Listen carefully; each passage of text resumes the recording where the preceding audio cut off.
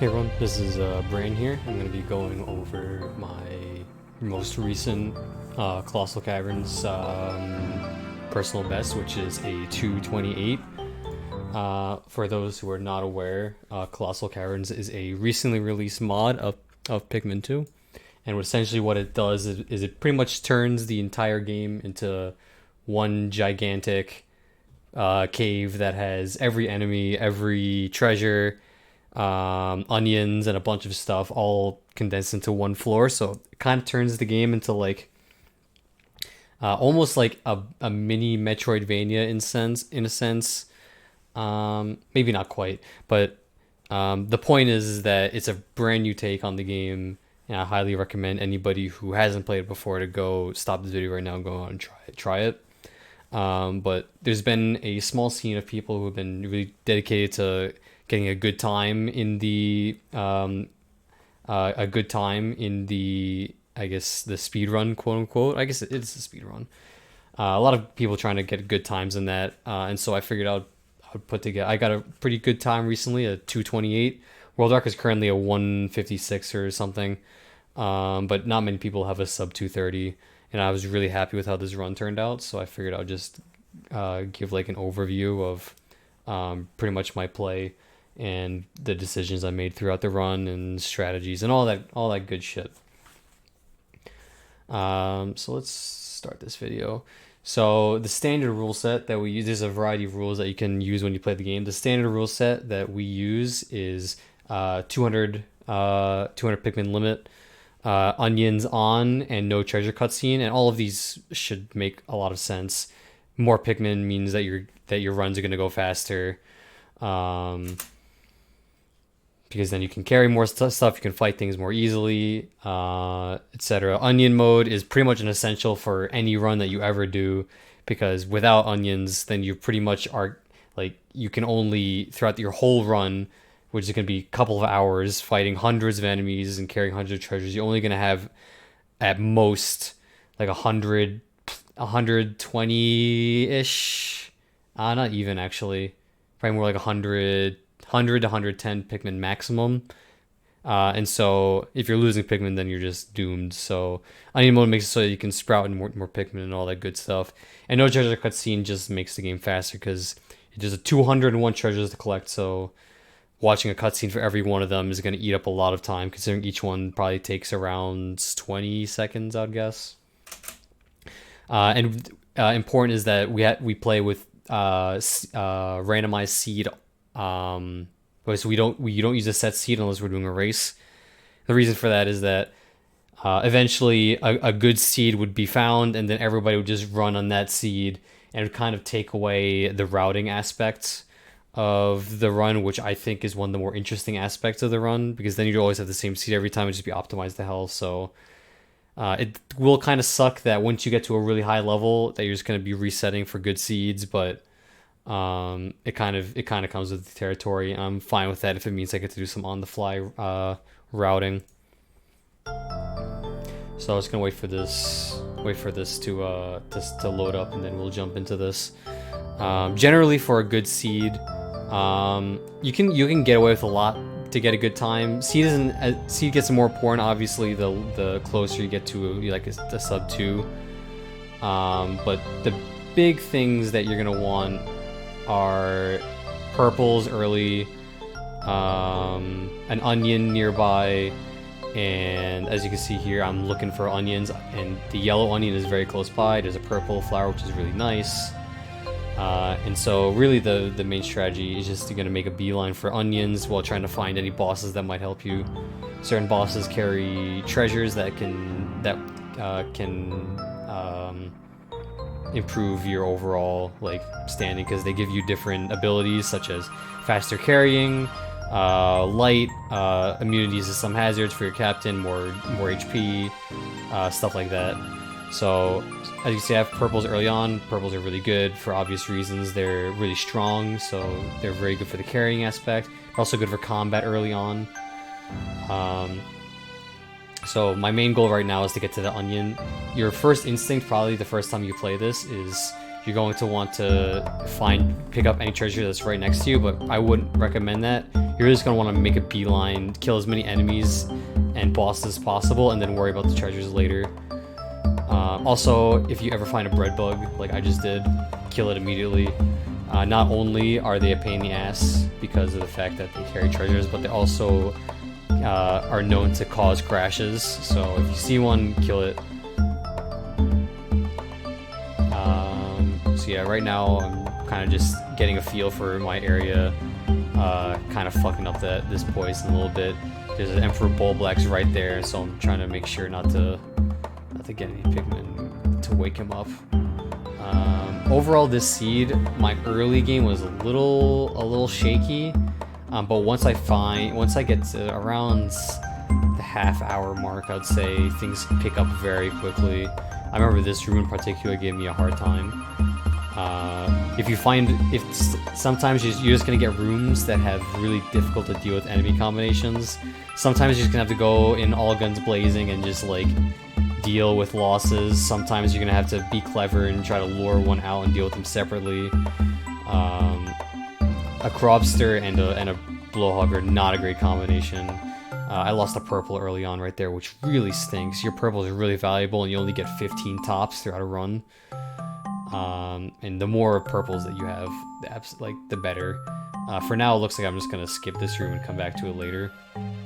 If you're ever skipping a room, make sure you're not carrying any treasures back until you've cleared that out. And on top of that, try to don't always just assume they're gonna take the path you took. There might be an alternate path. Oh, there's a Bullbear here, but he glitches through the wall, and so I bitter spray him. Bullbears are of course really difficult because not only are they just walking around all over the place, but they also come back to life after a certain amount of time, so it's just best to bitter spray them. Unfortunately, I was trying to hopefully get him to just walk off the cliff, but unfortunately he just kind of glitched through the floor, glitched through the wall instead, which is unfortunate. But bitter sprays are usually pretty common, so it's not really the end of the world of using one. I pretty much always use my bitter sprays on Bullbears, as well as Groinks and giant bread bugs. Those are the main things I use my sprays on. Looks like I'm finally getting through this room. This is a pretty big, I won't say a big time loss, but a non-trivial time loss, which kind of sucks early on, but I think I recovered from it pretty okay. Also keep note that once you hit 5 minutes, Water Wraith will spawn, so be careful about what walls you're breaking down until you hit that time limit, and then try to find him as soon as possible. Just so you can, and if he happens to have free roam over the base, or over if he has access to your whatever zone you're working in, either just kill him as soon as you can, or you can just run away from him. He's smart, but he's not that smart. So if you get him to turn arounds and then you can run, you can usually get him to. You usually won't have to deal with him too badly. So here I found a second purple flower. It was on screen very briefly, but it looks like I'm turning away. So 2 sets of purples very early is really, really good. Especially because since you're not gonna have a lot of Pikmin early game, and purples are super good for combat, it's gonna be super good. That's a lot of supers. Doodlebug, also very helpful, because they drop bitter sprays, and if you don't know, you can get 2 bitter sprays per spray if you do the glitch where you just get both your captains to drink up, so you can potentially get 4 bitters out of them, which is super useful because bitters are invaluable in this run. As I said, they're useful against stuff that come back to life, also useful for just really awkwardly placed enemy sets, particularly orange bulborbs that are near gates, which there's one that I'm going to deal with very shortly. Once you get out of early game, purples are used less for combat and more just solely for carrying things. Because by then you'll have just a huge squad, so the added muscle that purples provide in combat is not as useful, and instead they're just useful for carrying stuff. Since once you get the carry upgrade from Crobster, you can just carry things super fast, even with just only purples on it.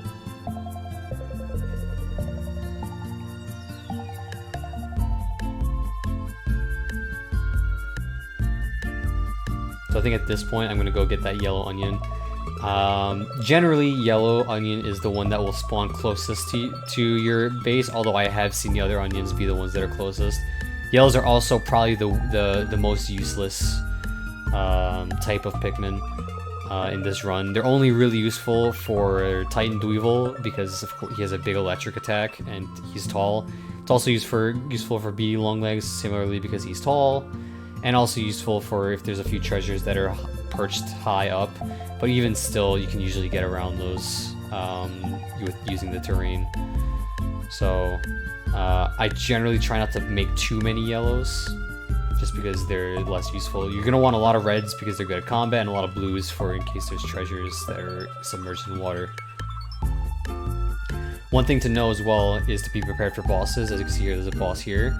The reason for that is because bosses only spawn in certain spots. It's not like they can just spawn anywhere. You might seem that way on your first run through, but the more you play, the more you'll realize bosses only spawn in certain rooms, and specifically in certain locations within those rooms.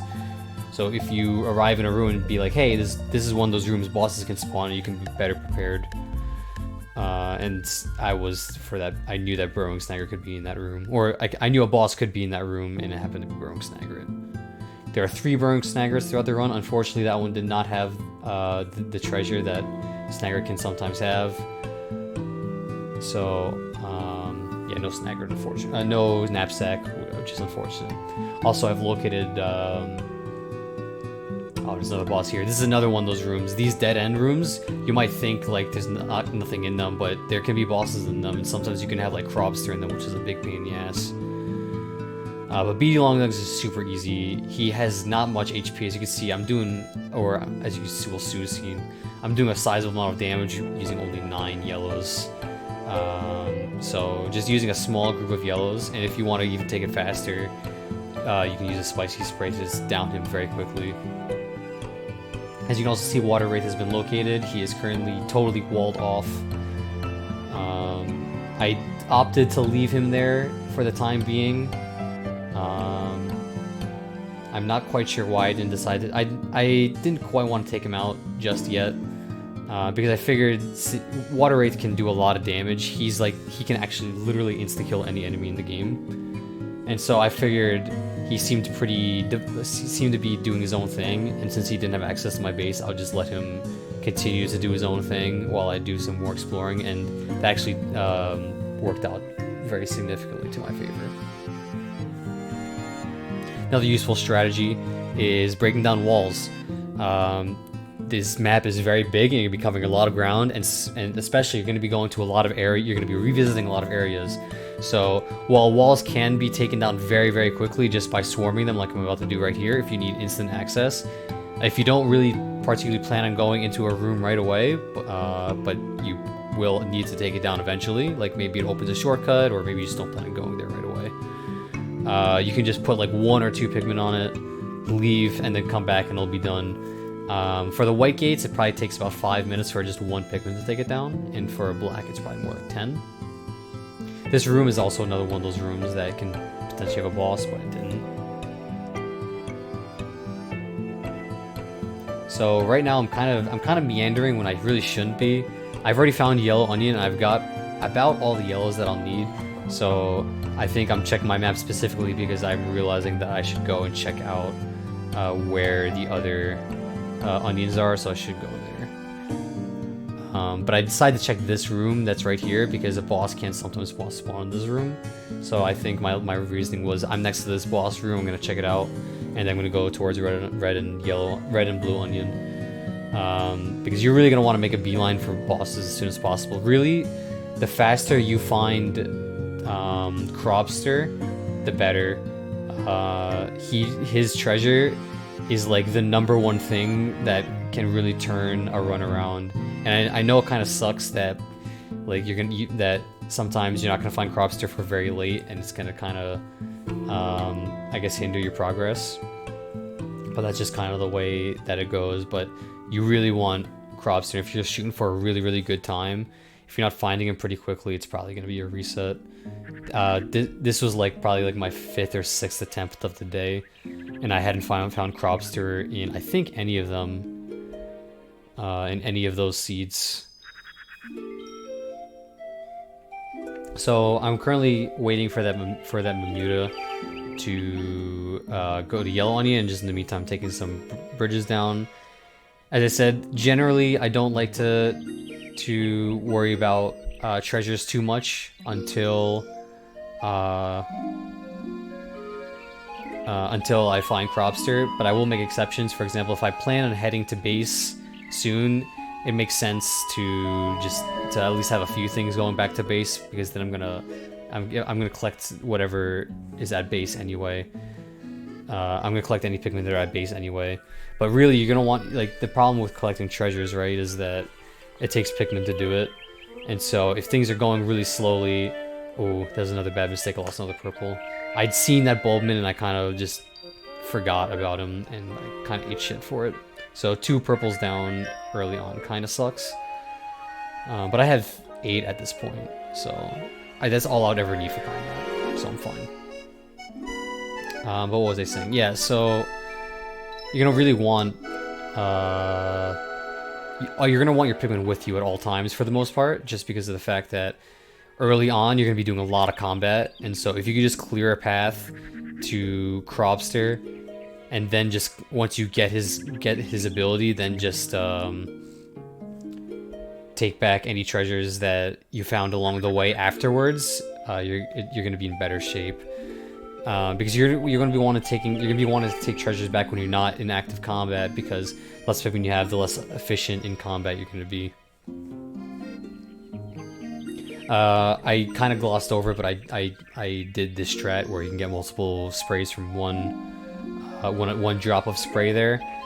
The easiest way to do it, but it's also a bit more time consuming, is just to push one of your captains into it. Like you take control of one captain and you just kind of like walk into him until they hit the spray, and then walk into it yourself. But what I do is I have my captain run into it, and like right before I hit the spray, then I switch, and they'll have like enough speed to actually hit the spray, and then the other captain can pick up the spray as well. It takes a bit of practice to get that strategy down, so I would recommend practicing. It didn't take me that long to get it down pretty consistently, but it is I would advise, because it took me it was a little hard at first.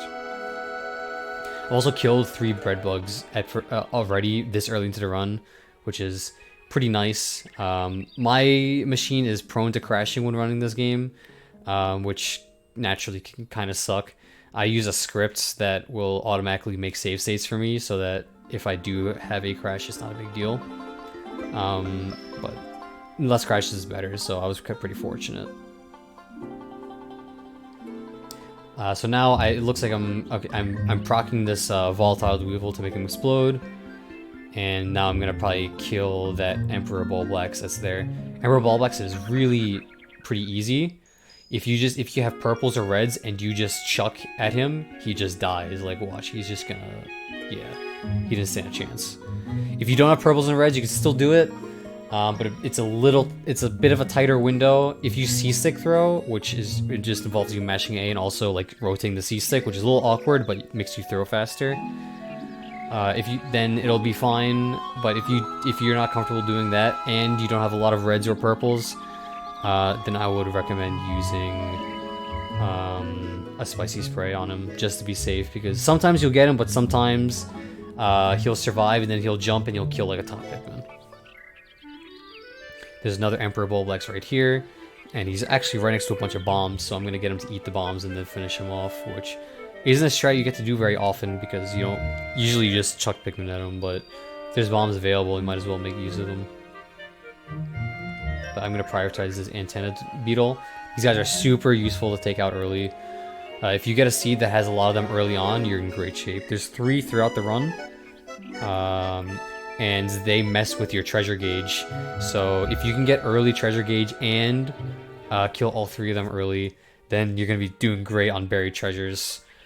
Because buried treasures can really mess up your run in the late game, because you'll just be running around waiting for treasures hopefully trying to find treasures, and it's just a whole process. So I'm just gonna wake this guy up and just kind of sit there and wait for him to eat the bombs, and then I'm gonna switch to Louis and just take him out super effortlessly. The bombs are gonna do a pretty sizable chunk, and just a few yellows is gonna take him out pretty quickly because he does not have a lot of HP. I actually might speed this footage up just a smidge.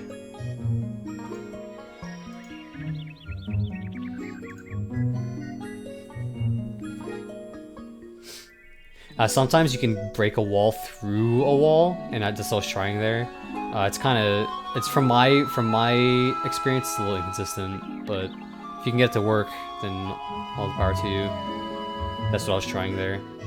Just gonna take out this frog. I kind of screwed up a little bit, but my yellows aren't a big deal so long as you're not losing purples, bulbmin, or bulbmin. You're fine. Like you're gonna have deaths. And more than likely, you're gonna have a moment in a run where you have a big loss, and you're gonna have to spend some time grinding Pikmin. But you can still absolutely get a really good time even when doing that. This fire Bulblax, I'm just gonna let him sleep for now. And I got that frog to kill himself, which I'd never seen them do that before, but worked out really in my favor. Similarly with the gate strat, is you can also just put one Pikmin on like an electric gate or like a fire gate or like a poison gate while you just do something nearby, just to like save you some time rather than just waiting for them to finish. The more you multitask in this run, the better off you'll be, for sure. So knowing when to split up and knowing when to wait for something is a big part of routing and getting a feel for the run, and you'll just get with experience.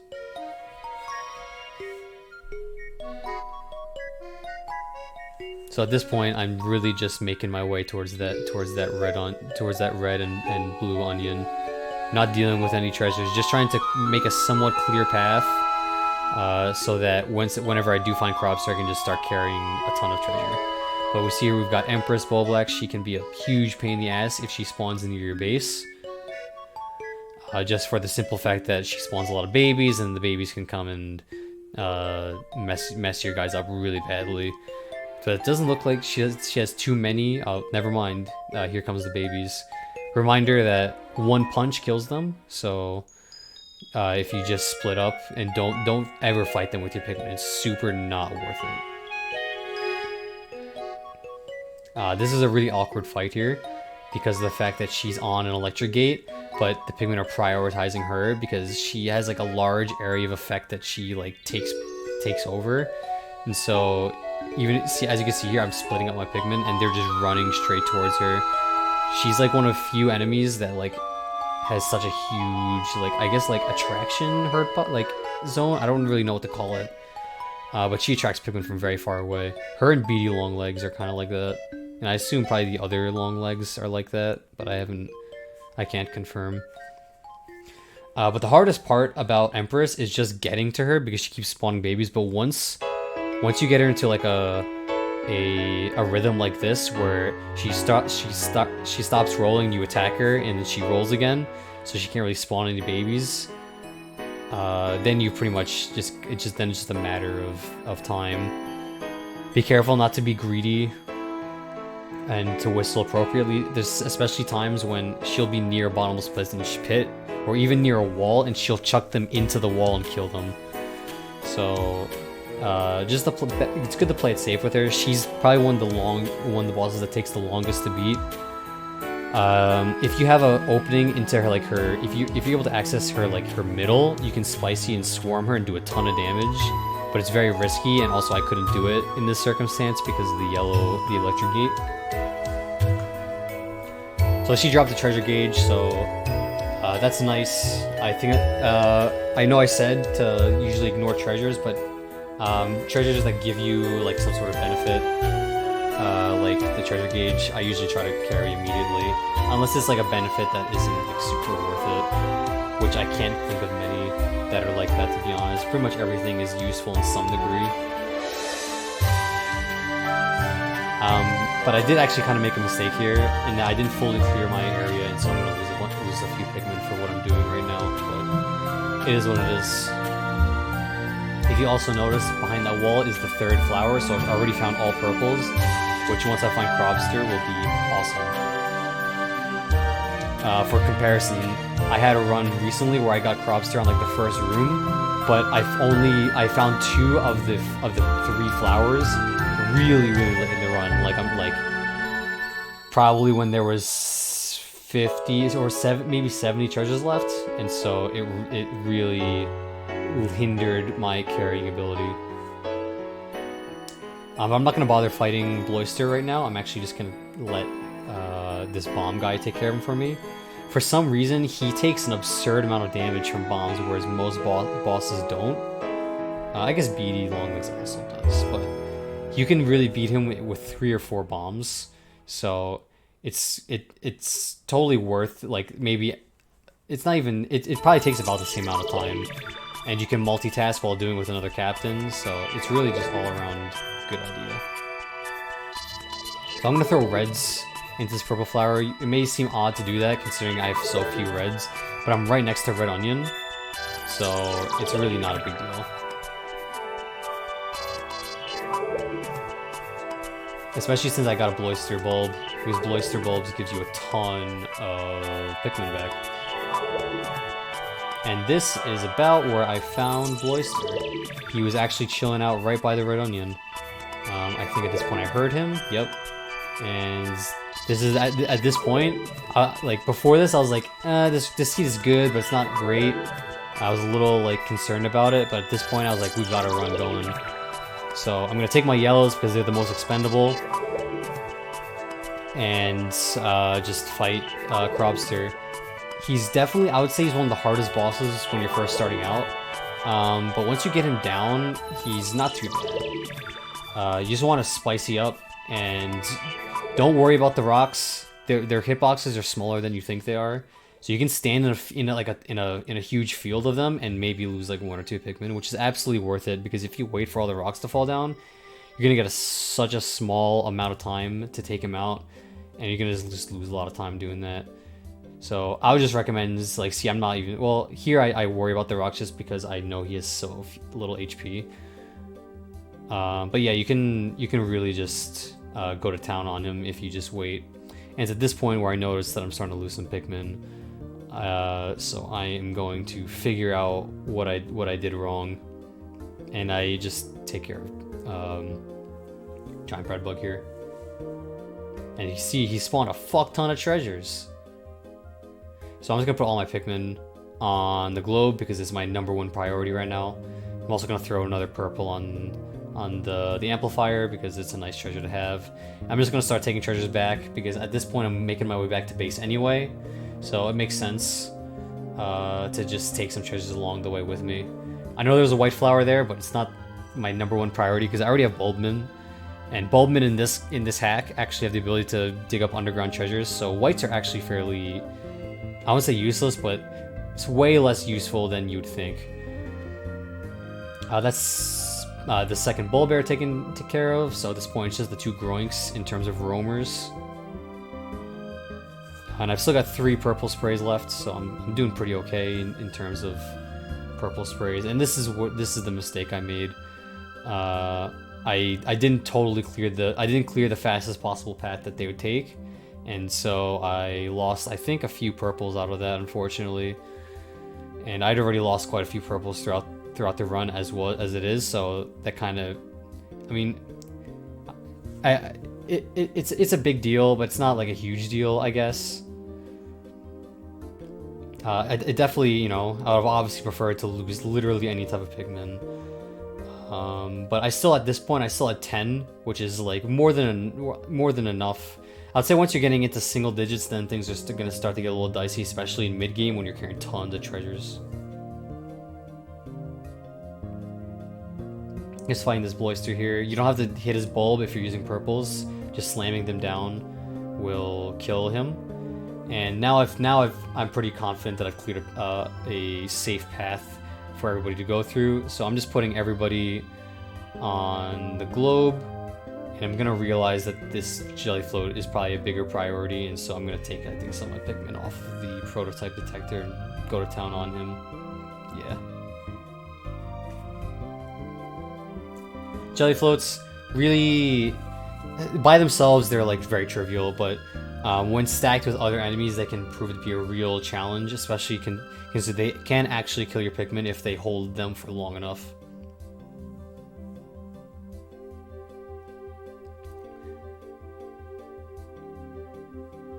So now I'm just waiting for some things to get back. You're gonna see a huge, the spherical atlas just came by, and now everything's moving way faster. So it's a very noticeable increase in speed. I think it's 30%. So that's why Cropster is so useful. It really speeds up It really speeds up like your productivity. And it's at this point that your purples become less useful in terms of combat. They're still nice to use in combat for sure, but it's kind of not great to use them in combat because they're not worth risking because they're so useful, and B, you have so many other Pikmin, and the purples can carry things back so quickly, and you have so much to carry that's what they're best used for. So you're gonna see, and also since they're very slow in terms of walking, the longer you have them in your party, they're just gonna hold you back, especially once you get rush boots. So really just the faster that you get them out of your party, the better. I tend to like to use them on heavy shit. Never always try to be exact with your measurements. So if something takes 8 Pikmin, throw 8 on it. Don't throw a purple on it. It's not worth it. 10 Pikmin is a very common carry number.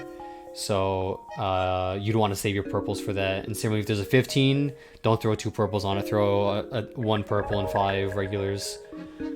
But I'm holding on to my purples right now because I noticed when I was fighting Cropster that there was the Doomsday apparatus, which is the big barbell that normally in the base game takes 1,000 Pikmin, but in this hack it only takes 50. So I'm holding on to the purples for that, so I can use 5 purples on it. And now I'm getting some whites, which will, be useful. They're very useful sacrifices because of the fact that they deal damage when they're consumed.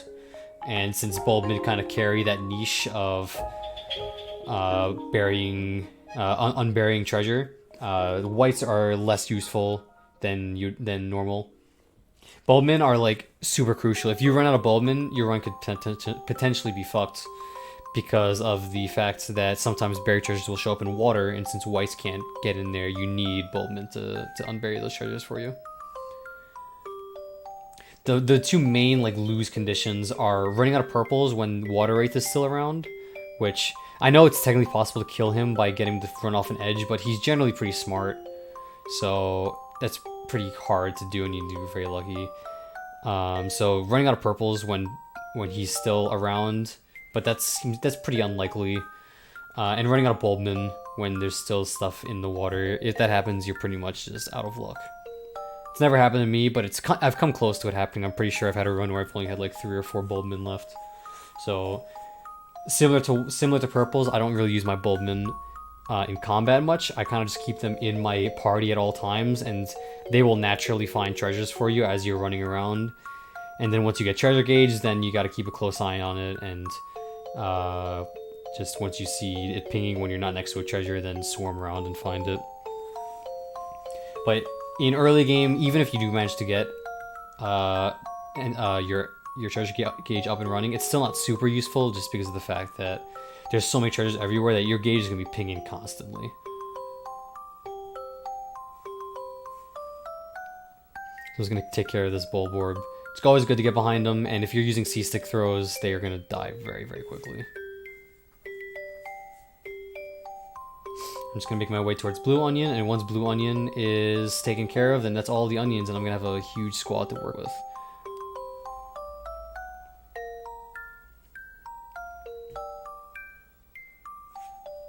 My Bulbmin found a treasure. I'm just going to let him unbury that by himself. I originally thought that it was surfaced enough for my blues to take care of it, but it wasn't, so I just kind of left that guy there for a while. As I said, you're always going to be revisiting places. This is unfortunate here. This burrow net got 2 of my Bulbmin through the wall. Really, really unfortunate.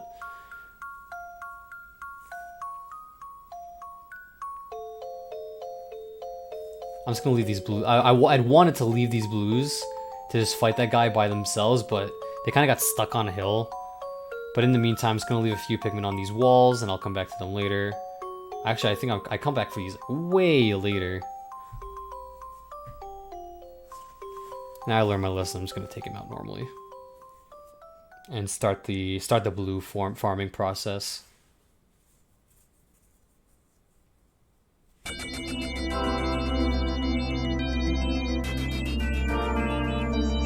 think this part's a little self-explanatory, so I'm going to speed up a little bit more. At this point, you know, I'm just trying to get some Pikmin. I'm also going to carry some treasures back.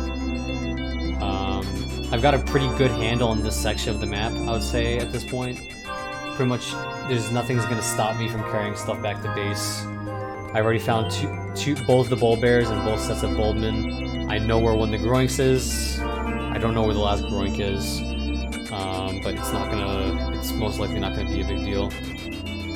So I can pretty safely carry treasures back, and then once I finish farming, there'll be a bunch of Pikmin waiting for me back at base, and then I can start exploring another part of the map. So pretty much your main flow chart is, once you get Crobster, is just you're going to be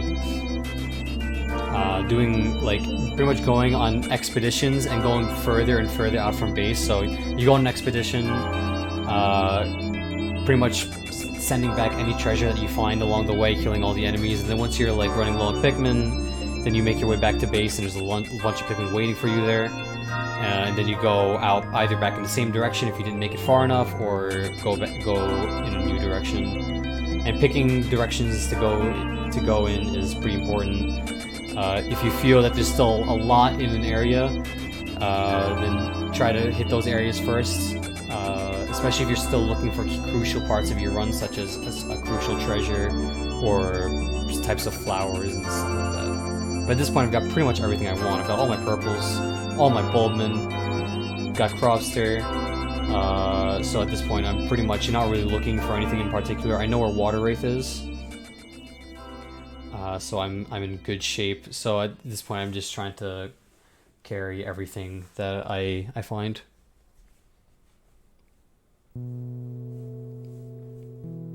I think at this point, I'm looking for the other Empress, because I know I had seen her at one point, and I want to take care of her, since she's gonna have Rush Boots for me, and Rush Boots are obviously very helpful. So they are. So you know, let me rescind that. They are helpful, but they're not as helpful as you'd think, just because of the fact that you're gonna have to stop and wait for Pikmin a lot when you have them. So it's overall helpful, but it's not as useful as you'd think, just because of the fact that your Pikmin don't get any faster, and so you're gonna have to wait for them. Ton of babies here. Unfortunately, some of my Pikmin decided that they want to help, so I lost a few. So I'm going to separate really far out and just take care of all these babies. And then bring my squad in. Just going to go in with a small team of reds. It's really all you need. I've got Louie distracting that baby, and then once I get her to roll, then I can get Louie back on my side. Losing captains is a very real concern. You're going to be taking a lot of damage throughout this run. The most recent patch does give your captains more HP. I think it's like 3 times more than the regular game. But you're still going to take a lot of damage. As you can see, Louis is already getting close to half HP, and he gets to half HP and sits at half HP for the majority of my run.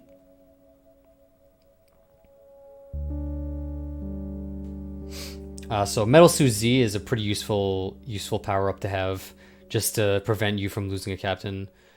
Of course, I've had runs before that patch where I did lose a captain. It sucks, but it's not like the end of the world. It just means you can't really multitask, like, at all.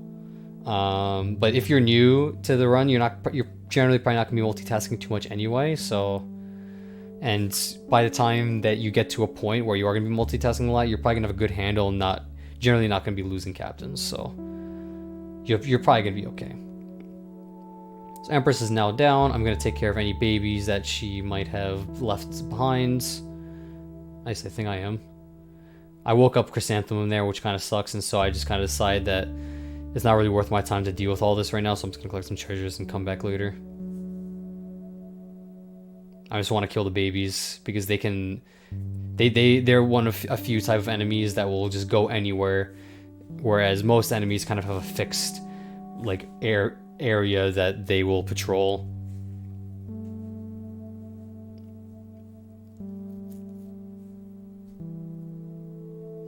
So we've reached 175 treasures.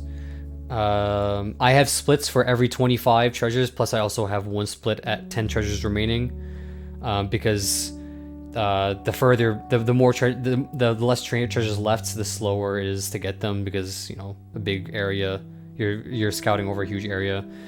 But generally your first split will probably be the longest, just because you have less resources available to you.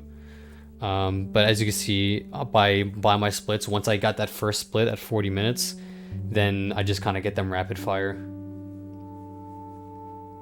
Okay, so Chrysanthemum is absolutely can be a big pain in the ass if you don't know what you're doing. I kind of screwed up there.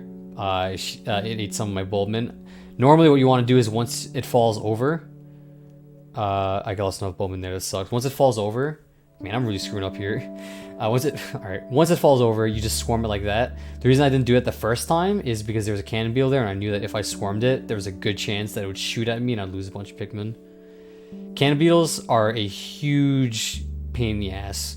In this, they're probably one of the biggest sources of deaths I've had throughout my history with Colossal Caverns, because most enemies have most enemies eat your Pikmin, and there's usually like a cap to how many they can eat in one gulp, whereas a cannon beetle, it could potentially just straight up kill 200 Pikmin with like one rock. And I've definitely had instances where it's killed like 70 Pikmin and it just kills your run. So cannon beetles need to be taken care of very carefully. It's definitely a good idea to leave some Pikmin on the sideline and then go in with a small squad, because they don't have much HP. So even you can kill them pretty reliably with just like 20 Pikmin. But sometimes I don't heed my own advice, as you can see right there.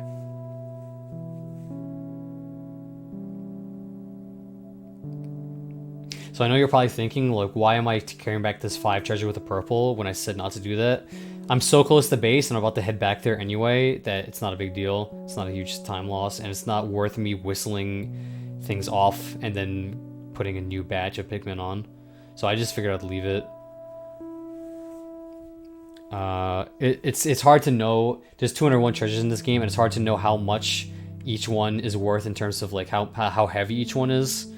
So if you don't know, it's just useful just to throw a purple on it, because 10 is a very common carry number. But now there's nobody really heading back to base, so I'm looking to make a big expedition, and this time I'm gonna go to, I think my reasoning was I'm gonna go towards Water Wraith and kill him. Well, at first I wanted to fight in Titan Dweevil, because I was hoping I could kill Titan Dweevil with Water Wraith, since I assumed that they were near the same area, since I didn't see Titan Dweevil anywhere in that area that I was in before, where all the onions were. And the main enemies you want to be killing, I would say you want to be killing with using Water Wraith for, are Empresses, which I've already taken down both of, and Titan Dweevil, because those are the bosses that take the most amount of time to kill. So if I can take care of Titan Dweevil, then I feel comfortable getting rid of the Water Wraith. And at that point, that's most of the bosses that take that's all the bosses that take a long amount of time to beat, taken care of. I guess there's also Pileated Snagret, but that's a bit of a pain in the ass to find. Whereas like you'd know where Empress and Titans are.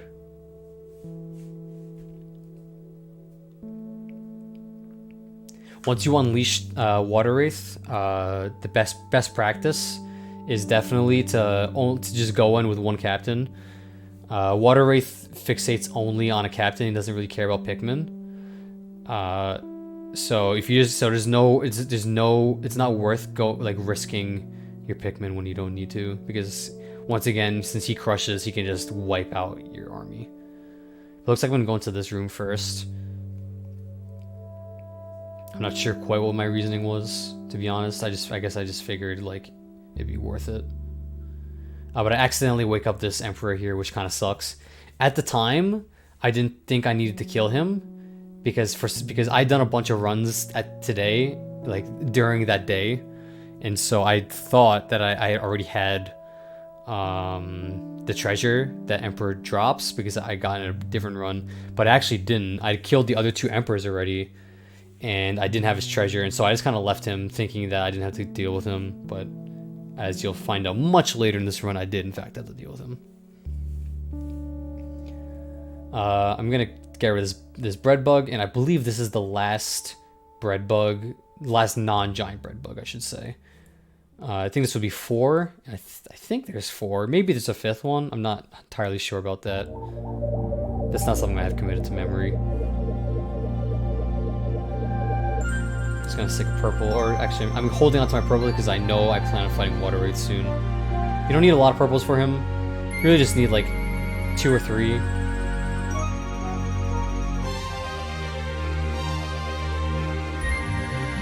So I noticed there that there's the fireflies, which is an indication that Titan Dweevil's nearby. So in the back of my mind, I'm thinking that Titan Dweevil might already be dead.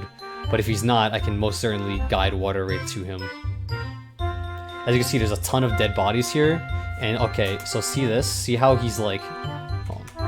See how Water Wraith is like gyrating a bunch? Or, not Water Wraith, Titan Dweevil. He's like moving up and down. That indicates that he's dead. But he needs to spawn first. So as you can see, I'm letting him... I go next to him to make him like awaken, and then he just dies instantly. So that's a huge weight off my shoulders. Because Titan Dweevil takes... I mean, it probably takes between 5 and 10 minutes to fight. And that's, like, on a good day, I would say, at least for me. Unfortunately, he's in water, which sucks, because of the fact that all of his treasures are very heavy. They're 30 each. So, having to deal with a bunch of treasures in the water that are 30 is gonna cost me some time. But I'll take it over having to fight him.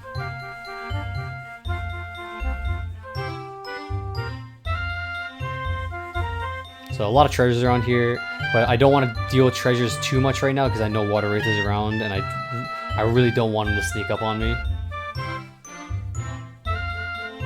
I'm very paranoid about Water Wraith. If he has access to me, I always want to keep close tabs on him. But at this point, he's served his purpose. He's killed pretty much everything in this area for me. So you just throw a purple and you swarm him, and he just dies like so quickly. I know it's like the idea of swarming him when he like. Swarming his roller specifically is really scary, but if you have like 80 Pikmin, he's a goner. Like, don't worry about it at all.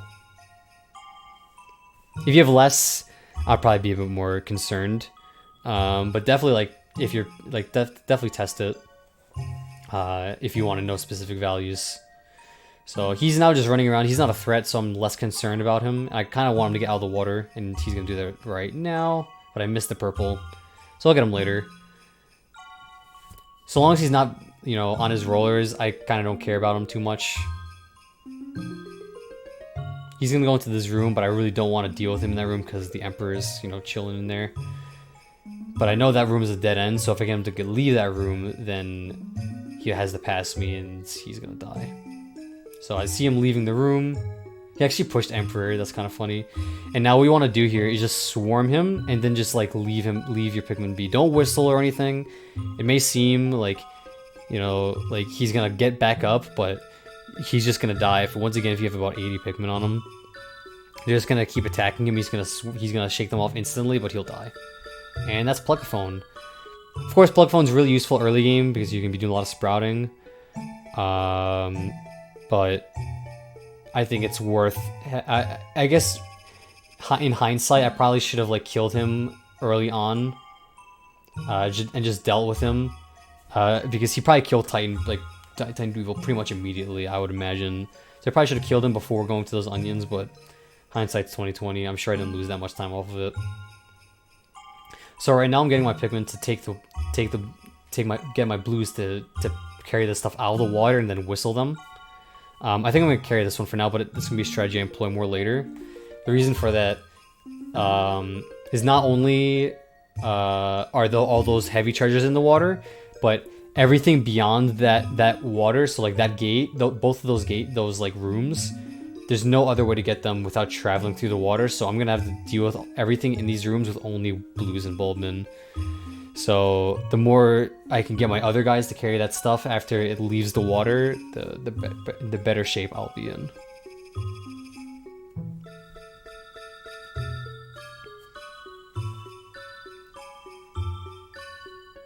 For some reason, I threw this purple on this thing, and he wasn't digging it up, but now he's digging it. Bit of a misplay there because of the fact that that thing takes 12, and I thought it took 10, and I put 11 on it. But it's fine. I'll come back and figure it out.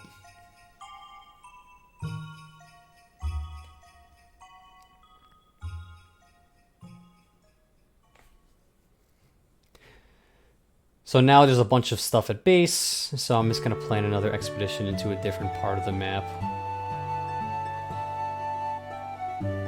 As I think that's what I'm going to do. Or I think probably while I wait for some stuff, I'm going to just carry a few things here and there.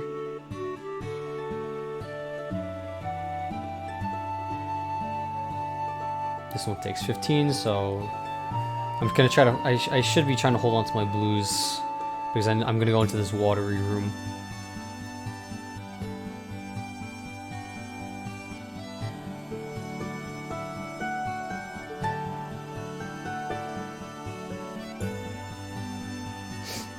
Take care of the Dirigi bug, and take care of these teeth.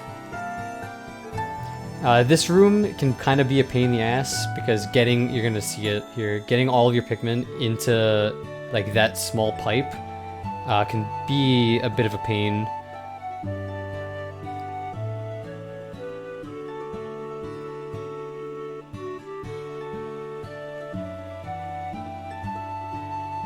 Because, you know, this game is designed for only 100 max, so if you're going around with 104 or plus, it's going to get hard to get everybody in. But I didn't even need to bring everybody here. I assumed that there would be a whole nother like set of rooms beyond this point, but it's just one treasure, and so I could have just came in with like a yellow and a purple and been fine, but it is what it is.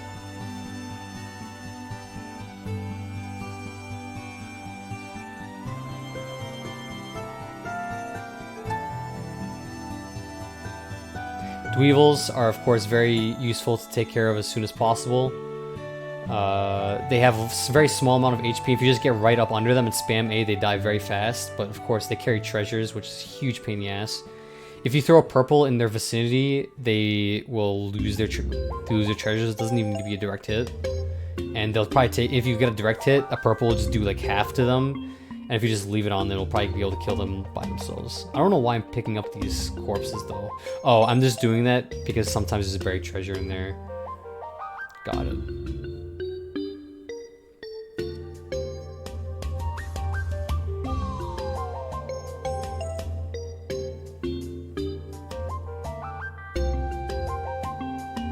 So, you might think, like, whistling Pikmin off of that treasure when it hasn't reached its destination yet is a bad idea, but it's like pretty good because of the fact that when you have Pikmin like coming back to base, they'll instantly latch onto it, and so having a bunch of stuff just waiting at base for Pikmin to take care of, like, it could save you a bit of time. This room here, there's always exactly 2 treasures in it. Always carry that Skippy jar or whatever ends up spawning there with blues. You might think like, oh, they can just go around the pipe and go like over land, but no, they'll always go through the water, even if you use reds on it because they're just stupid. So always use blues on it. You don't need to use blues on the one where you have to throw across the river, but I would recommend it anyway because if you happen to fall into the river, then it'll be dicey, and that has happened to me before.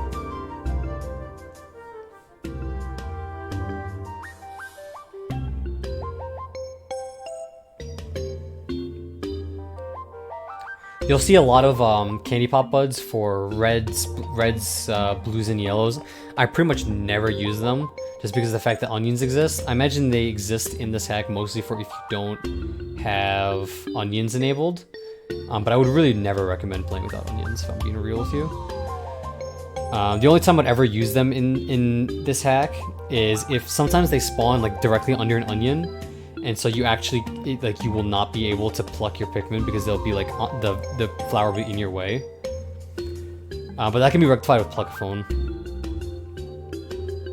So now I have all the whites. I've got all 3 sets of whites, all 3 sets of purples. So the only thing that I really like to make this run like better, like a quality of life thing, is I'd like to find mana legs, because having the additional light source is like a way bigger deal than you'd think. Which I say that a lot. I say a lot of things a lot. It's fine.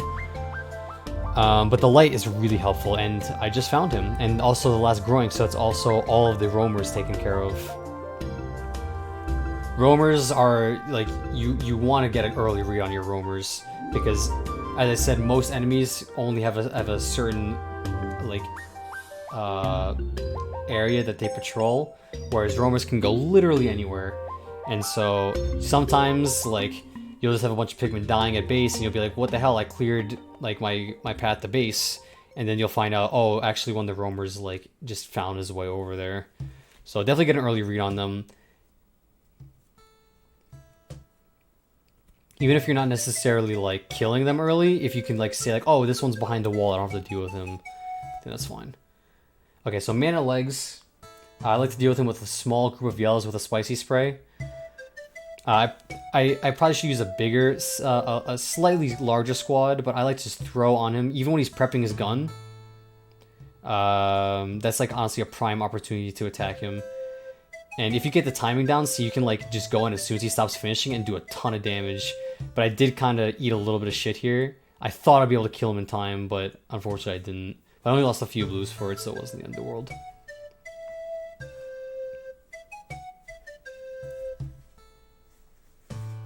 But if I definitely had like just like 5 more Pikmin in that squad, he would have been dead for sure. So I'm gonna take that back, that light bulb, and you're gonna see like the difference that it makes. Like, so like in the base game, you don't really get to see it, how big of a difference it makes, because you bring back the treasure and then you get the cutscene, and then it's light out. Whereas now there's no cutscene, so you're just gonna see it instantly become like bright, and it makes such a huge difference. Especially when you use the zoom out function.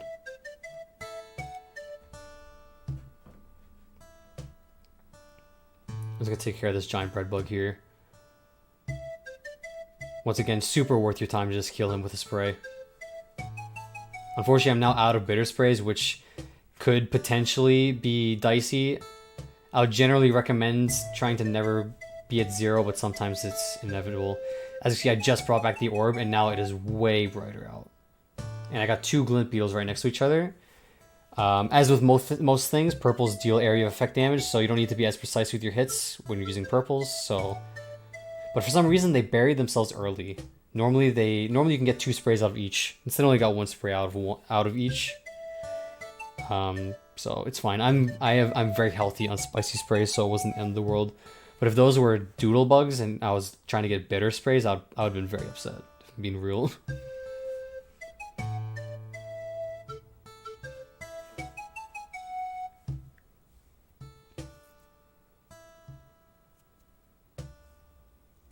So now the name of the game is really just bringing back as much as you can, being as efficient as you can, and trying to minimize like big deaths. You can see a ton of treasures over there. That's most likely where the giant bread bug had his base. It's also in a pretty awkward spot because there's a lot of water, and there's also a creeping chrysanthemum there.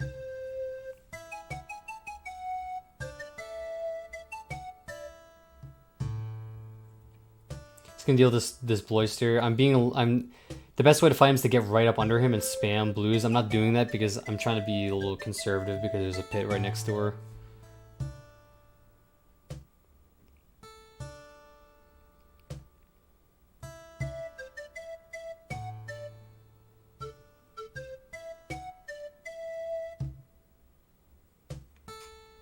This room is this area is very dicey because the one Dweevil that's actually that actually poses a threat is the electric one, because he deals insta kill, whereas the other ones like you can whistle for safety. But I'm gonna deal with what I should have done, because I'm about to lose a bunch of Pikmin here.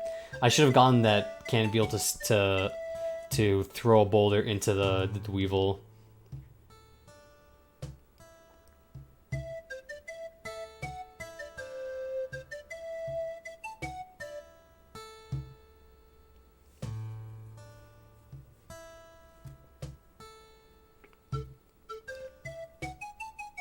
But I'm close. See, so now he's gonna pick up a treasure. I'm gonna try to fight him. The Pikmin loss is not the end of the world because of the fact that I'm pretty close to the onions and there's plenty of stuff for me to pick up, and I've got Pluckaphones, so I'm not gonna lose too much time out of it. But it will happen eventually. I'm maybe getting a little ahead of myself though. So many frogs in a condensed area can be really dicey. Just try to take them one at a time. And just whistle before the frog lands so that you're not losing your flowers. That kind of sucks. He like jumped close to an edge. And so at that point I realized I should probably start stocking up, so that's why I let that frog go back to base. There's another frog here. I'm going to try to lure him away from the orange bulb orb.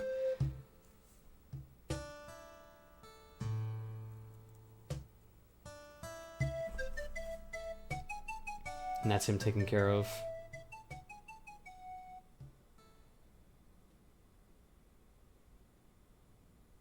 I decided to also take back the Bloister Bulb because once again it gives you a ton of Pikmin. And here I decide to fight this Electric Weevil with all my Pikmin and I lose a bunch.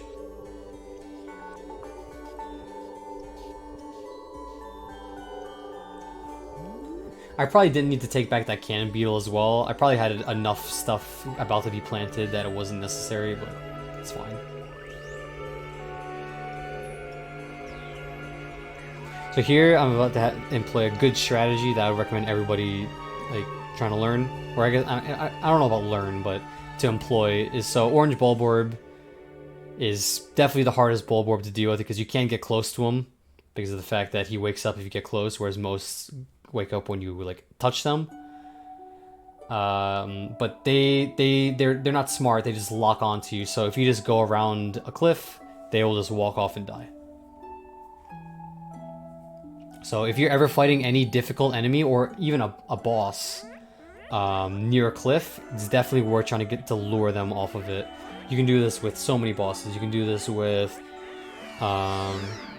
Emperor Bulblax, most likely. You can do it with what's his face, Cropster. You can't do it with the spiders, unfortunately. All the long legs, they will just walk on thin air. I don't think you can do it with Snaggart either. I wonder if you could do it with Pileated Snaggart since he walks around. I'll have to test that.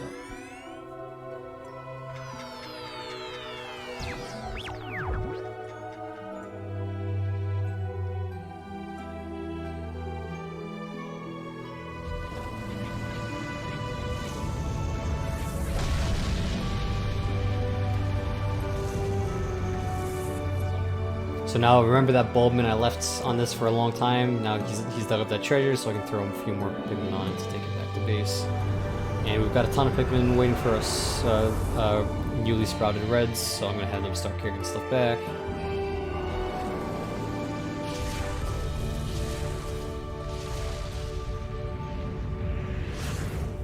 There's still all this. There's still this guy who I never ended up fighting, and now I'm gonna finally deal with him. He's kind of being a bit of a pain right now, though.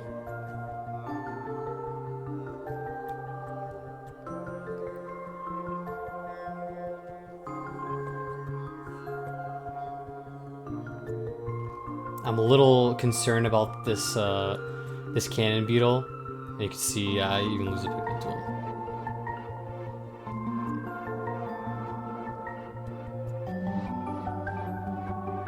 This here is a really tough set of enemies to deal with.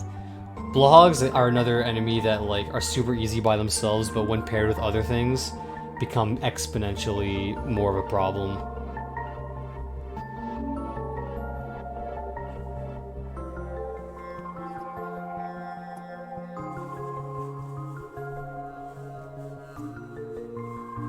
So I'm getting close to the point where there's only 100 treasures left, and really like once you get to around 100, that I would say if you don't have like your fully operational treasure gauge by when there's 100 treasures left, you run the risk of having issues later on. The earlier you get it, the better, of course. But by the time there's 100 treasures, you're still covering the vast majority of the map at all times. So you're like, if you get, let's say there's only 50 charges left, there's going to be rooms that you've already totally cleared out that you don't have any intent of ever going back into, and so you're gonna have to revisit them just to make sure if there's a buried treasure.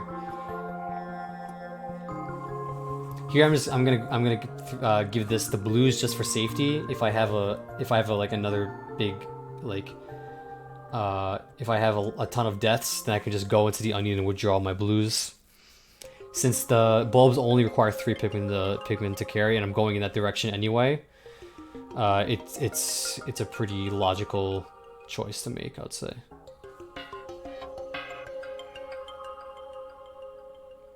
I'm just gonna pick up a few more Pikmin that made it back to base.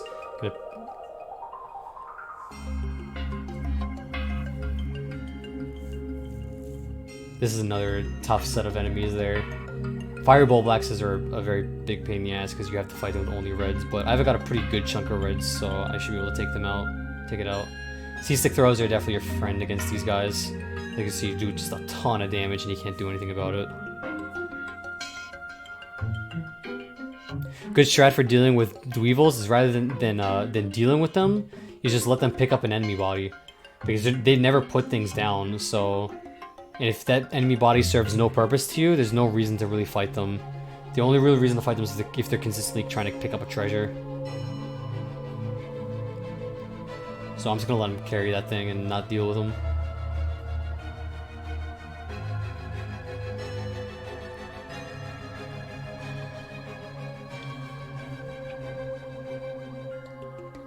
And here we find Pileated. This is another one of those rooms that I'd been thinking there could be a boss in here. And I was thinking it had to be either Pileated or Raging Longlegs, because I think those are the only 2 bosses left that I haven't fought. And Pileated Snagger is a pain in the ass. Just because he has a lot of HP. Like a Burrowing Snagger you can take down really, really quickly, but Pileated has like way more HP. It probably takes like 4 times the amount of hits, I would say.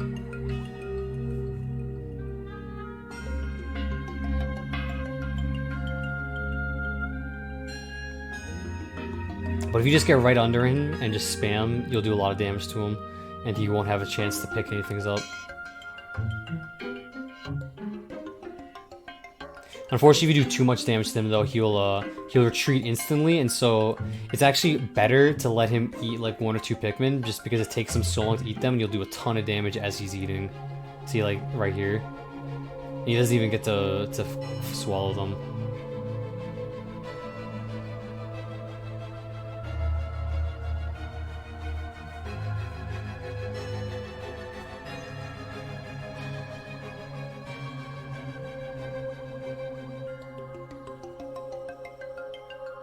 Pileated is just one of those enemies that I'm totally okay, like, with losing a bunch of Pikmin to him, if it makes makes it go faster. There's just some enemies that it's worth it to just take the L on them.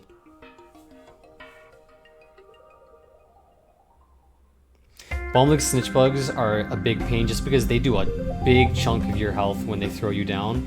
But thankfully, now that I'm about to get Metal Suit Z, I'm gonna be pretty protected from dying in general.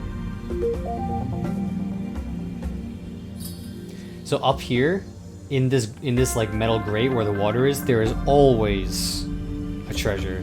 I've never not seen a treasure there. If you don't see a treasure there, it means that it's buried. So you're gonna want to throw Bulbmin in there.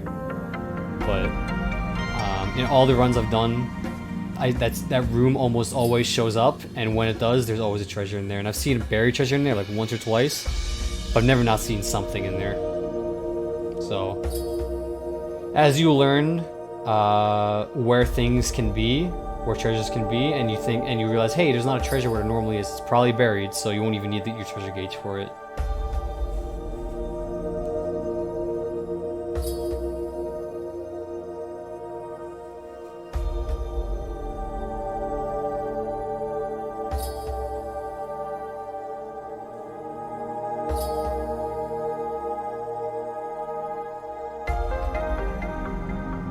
So I'm gonna deal with some of these Dweevils now, but I'm gonna save the rest of them for later. I'm mostly just getting rid of that one, so that if I carry any treasures through that room, he doesn't give me a hard time. But I'm kind of content with letting the other ones hold their treasure for now.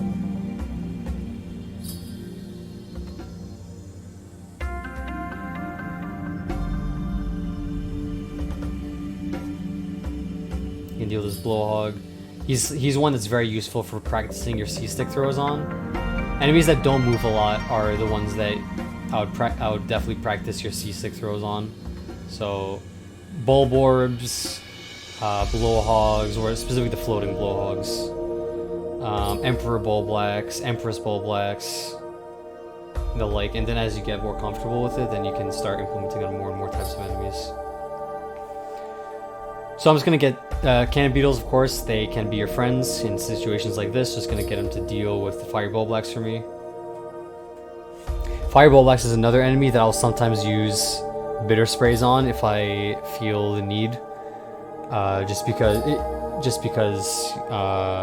if I don't have a lot of reds on hands, they'll almost certainly just kill all of your reds if you don't have a good chunk of them.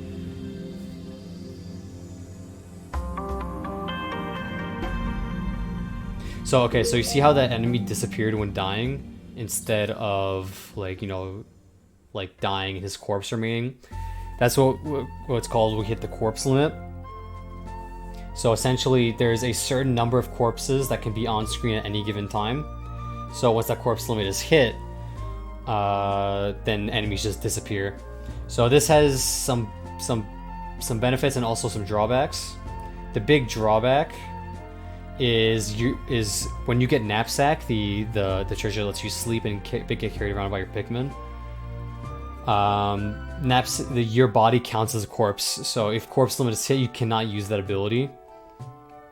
But the benefit is there's less stuff that's going to be distracting your Pikmin. And also, if there's any roamers, that like Gatling Groink or Spotty Bullbear, when they die, they will just disappear and you don't have to worry about them coming back to life.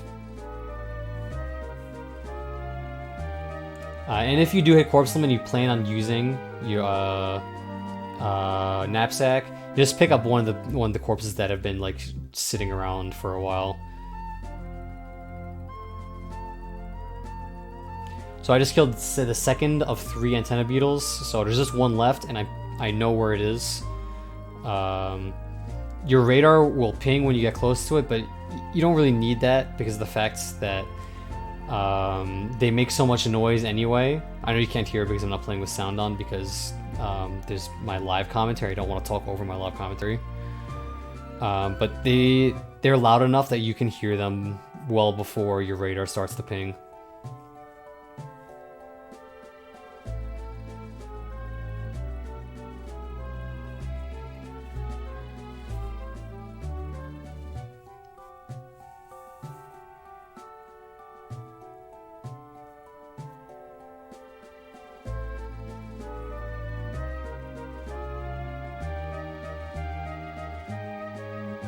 Yeah, so as you can see, he's right in that room, the room that I did not want to go into, and it looks like I'm just gonna take care of the other scrap and deal with them later. I'm actually just gonna punch this guy to death by the looks of it. Unfortunately, without the upgraded punch, it is a bit of a process, but I'd say it's worth it. This guy is in a very precarious position. Because he's in a corridor and there's a bunch of enemies by him, especially if that antenna beetle were to come in and whistle them and I can't control my Pikmin, that would really suck.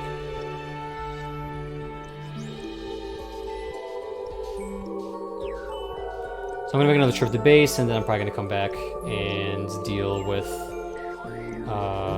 the last antenna beetle.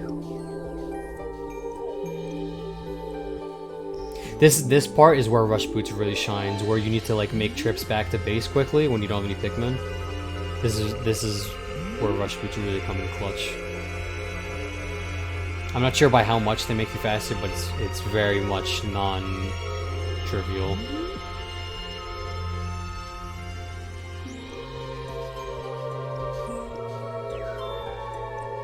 Also, I guess while I have a bit of downtime here, it's worth noting that while I do have a timer in the left, you know, counting my real time of how long I've been playing, we use in-game time for our records. There's an in-game timer that will show you your total score when the run finishes. And this is useful because if you have any crashes and you need to reload, or if you have lag, which I did in this run for a little bit. Okay, so this treasure right here, there's almost always gonna be a treasure in here. And if you get a really big treasure, all of your Pikmin aren't gonna latch onto it. But don't spend all your time trying to get them onto it, because it's a waste of your time. If you just leave the required amount on it and go off screen, they'll get it eventually. I'm pretty sure, like, when things are off screen, some collision isn't, like, detected properly. So, like, the reason they're struggling is because it's a big treasure in a tight space, so they can't properly get behind it to pick it up. But I think the wall collision might go away or something, so I'm checking to make sure if they're able to latch onto it while I'm away. So if you just leave more than enough Pikmin on it, I'd probably just leave, since that one takes 30, I'd leave like 35 on it or something. And just leave, you won't have an issue, they'll take care of it. It's definitely a big, like, rookie mistake. Okay, so yeah. Speaking of rookie mistakes, I just lost 5 purples there, which really sucks. It was right before this point where I was thinking, man, this run is, like, really good. I'm, like, feeling really good about this. And then that happened, and alarm bells were starting to ring in my head. Because now I'm, like, in the thick of all these enemies, and I just lost a lot of my purples, which greatly hinders my carrying ability. And so I was a little concerned that this was gonna kill the 230. I did manage to pull it out, but I do think if those purples survived, it probably would have gotten a better time. But I'm still happy enough with this run. If I wasn't happy with this run, I wouldn't be doing what I'm doing. I wouldn't be doing this post commentary. I wouldn't have uploaded it. So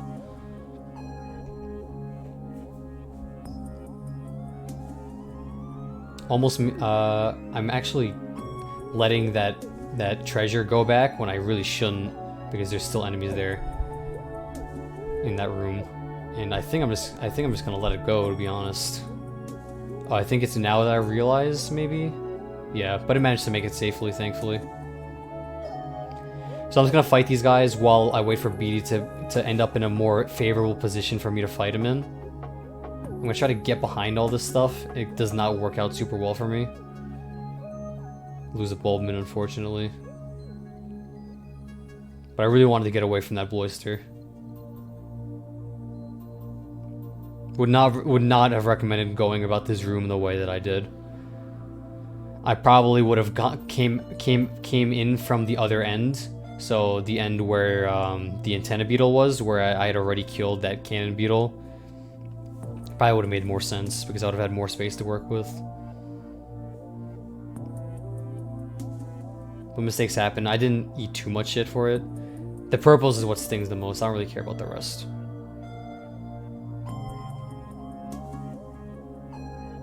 Always try to, if any Pikmin that you don't plan fighting Beatty with, try to keep them under a separate captain, so that, because they as I was showing with Empress, they love to swarm onto Beatty Longlegs. So having them under a captain will make it so they don't do that.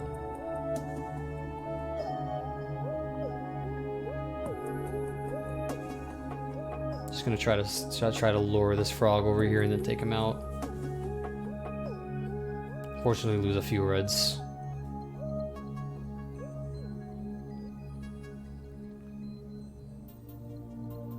Trying to be very careful in here not to wake up Orange Bulborb. But there's a lot of treasures in here, which will be nice.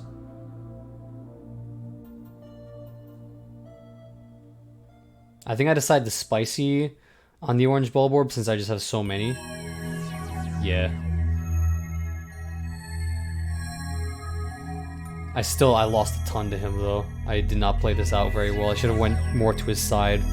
Don't pretty much never take on an Orange Bulborb from the front. You'll always eat shit for it. I don't know what I was thinking there.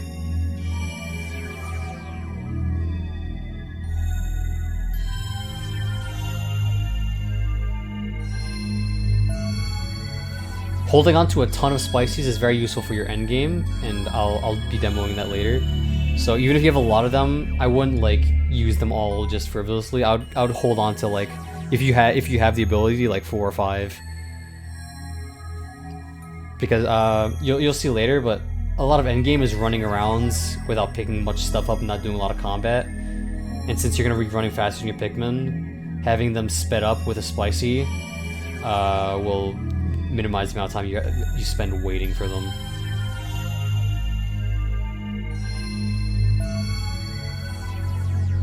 So this movie just gave me a bit of a hard time. He slaps faster than you can pluck even with Pluck Phone.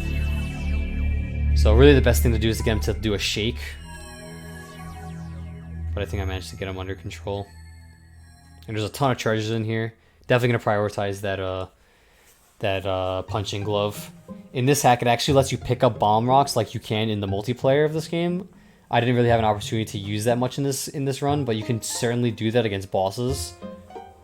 Especially if they happen to be near like a Dirigi bug, because he'll just infinitely spawn bombs for you. Picking up the bombs is a little finicky, so I'd only really recommend it against things that take a lot of your time, such as Empresses or Titan. But even then, the better strat realistically is just use Water Wraith. But if you happen to have Water Wraith down, or if you get stuck on something, because sometimes there's some rooms you can't go through, then that's a viable option.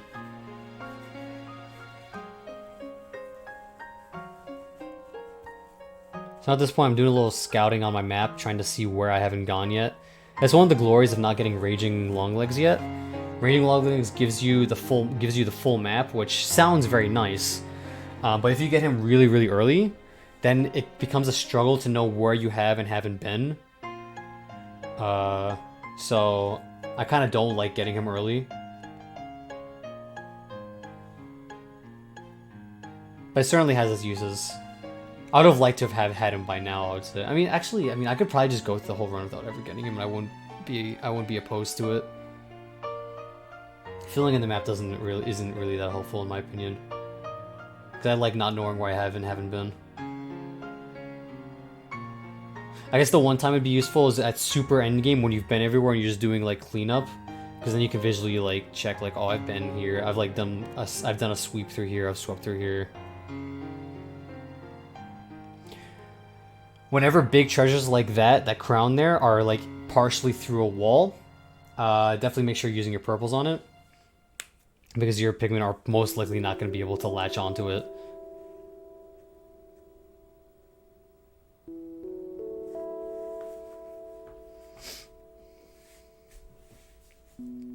So we're starting to get to the home stretch at this point. 50 is probably like the point where like you're getting close. You've probably been almost everywhere that there is to go. But I haven't found many buried treasures yet, despite having the fully operational gauge at this point, which could be an issue. So I have this purple here that I know there was that one crystal that I left, so I'm gonna put him on this. But yeah, we're definitely like final cleanup time. There's very few enemies left that are still like alive. Don't pay too much attention to the enemy counter. It's usually pretty inaccurate. I've had it go negative before. I definitely would not recommend doing a run where you try to get it to 0, because like stuff you wouldn't expect counts towards it. Like I think bomb rocks count towards it and honey wisps count towards it. These small tile rooms almost always have a buried treasure. In fact, they sometimes have 2. That's one of the tough things, is sometimes there's 2 buried treasures in a room. And so because of that, you're gonna be like, oh, I have the treasure, I'm gonna leave. And it's hard to tell if there's another one, because your radar's already pinging from the one that you just picked up. So it's sometimes worth it to let the treasure like leave the room and then come back in. Or like, and just wait around there until the treasure's gone to see if your radar's still pinging.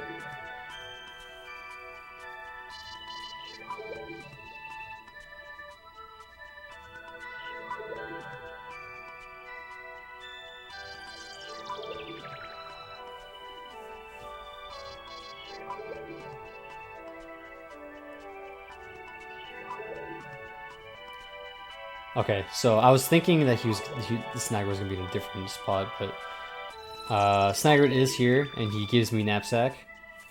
Knapsack is very, very useful.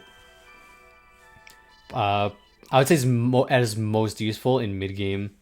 If you have an onion near base, it's super helpful. That glove once again is a scenario where I put enough on it and it'll move eventually.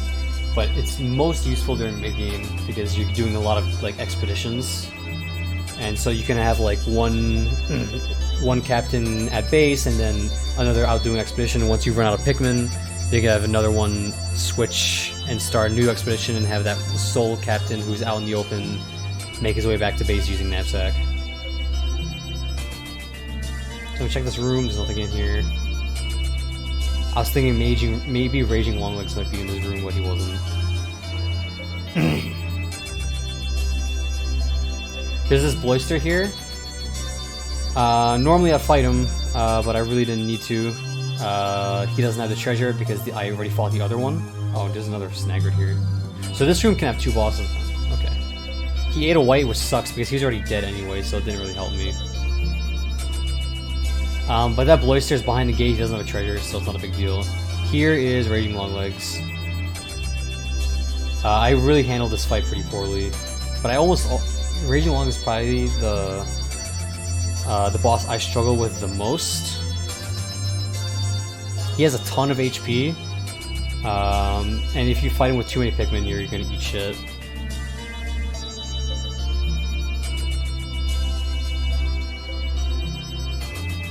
Thankfully, he's in a big open area here. From what I can tell, Raging Longlegs has a very big tendency to go out of bounds, and he regains HP very, very quickly. So if you're not careful, he will like go out of bounds when he's at like a quarter HP and just sit out there for like minutes on end and regain like all of his HP. And I've lost so much time to them before. So I'm very fortunate where he spawned, but he did take more of my Pikmin than I would have liked. But that is, I think, every boss that I needed. No, there's one more I needed to deal with.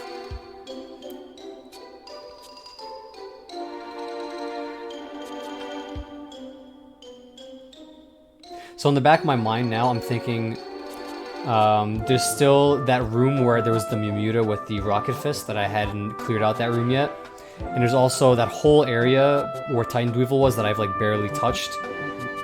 And so I know that there's still a lot of like above ground treasure that I don't have yet. If you can get a good read on how much treasure a berry treasure takes, it's definitely worth your time to stop digging it once you see the treasure and just throw the amount of Pikmin you need on it. So like that onion there that was being dug, I know it takes 20, so once I saw it, I took off everything, threw 2 purples on it, and continued on.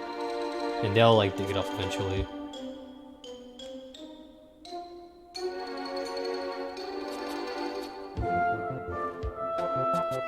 Here I noticed there's another buried treasure.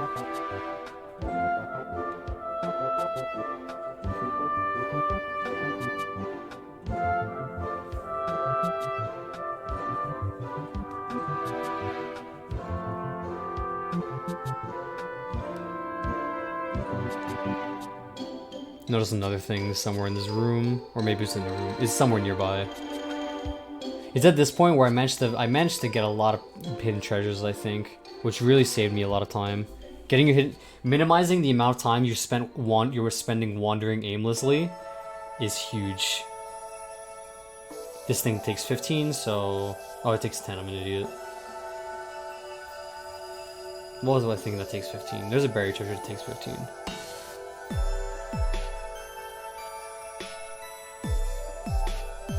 Another berry treasure somewhere nearby by the looks of it.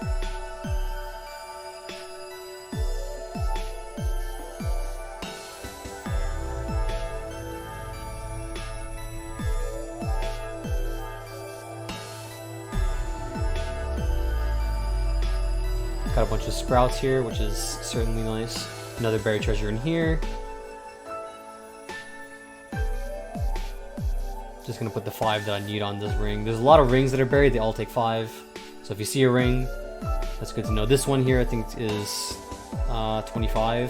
This is probably the heaviest buried treasure.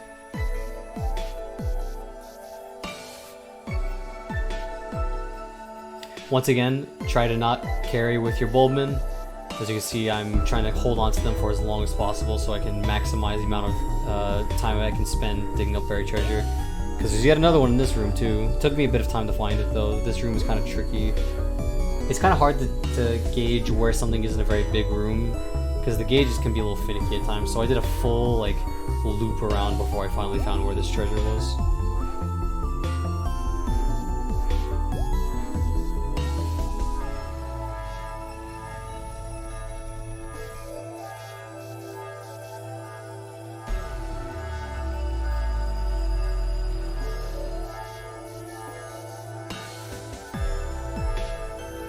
If I could provide one major tip to definitely improve runs, is definitely learn optimal ways to fight pretty much every enemy in the game. A lot of this game is combat, and it's also will most certainly be your biggest source of time loss. And so minimizing like the issues you have with enemies is huge. I've certainly improved a lot of my enemies, but I know I still have work to do. I know my Dweevils can use work. My Raging Longlegs could use work. My orange Bulborbs can use work, and my Empress Bulblaxes can use work. And also, don't be afraid to use your sprays. When I was first starting, I would hoard the shit out of my sprays, thinking I would need them, but then you just end up late in the run with a ton of them left. So don't do that. Also, if you ever need to fight Titan Dweevil legit, always hold on to one Bitter Spray, because if you fight Titan Dweevil legit, right before you kill him, if you Bitter Spray him, you get a ton of sprays and you'll be set for the run. Especially if you do the double strat on all of them.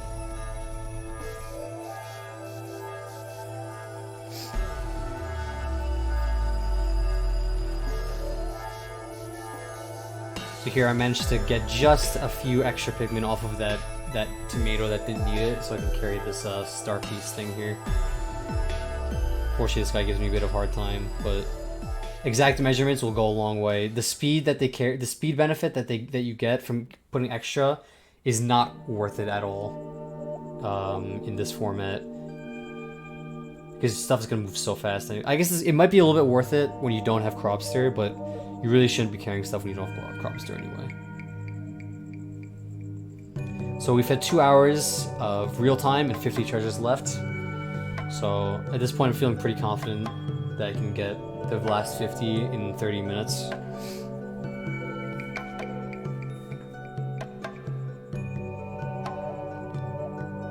And I also know that I had I didn't have any crashes this run. I did have a lot of lag in the middle of the run, or I guess like the early, yeah, somewhere in between early and mid game, I guess. And so I know that my time is better than what is being advertised currently, so I have a bit of wiggle room to work with.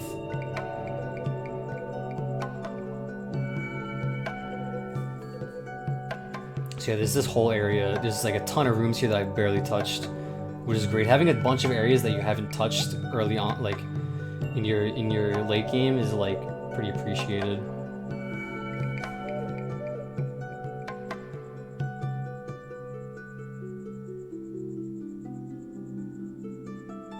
So right here, I turned back because I figured there could be a buried treasure in this room, but there wasn't. So.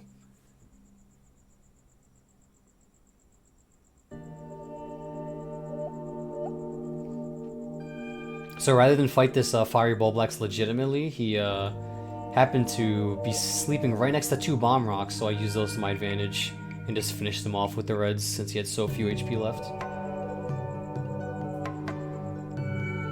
So I got a few treasures in this room. Just gonna clear out a few enemies and then make my way. I'm trying to avoid usage of my blues right now, because I know I'm gonna need to use them for the Titan Dweevil treasures.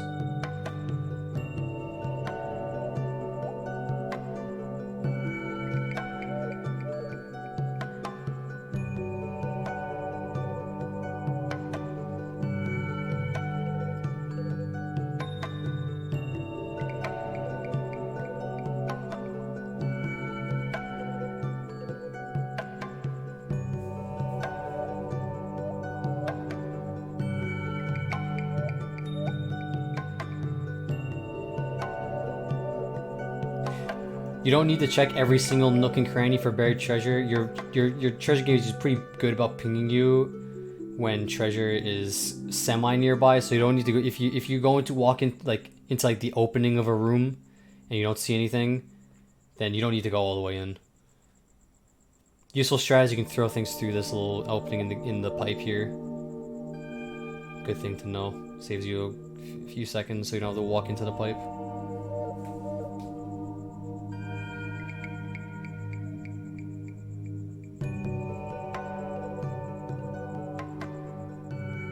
I had a very not clean fight against this chrysanthemum here.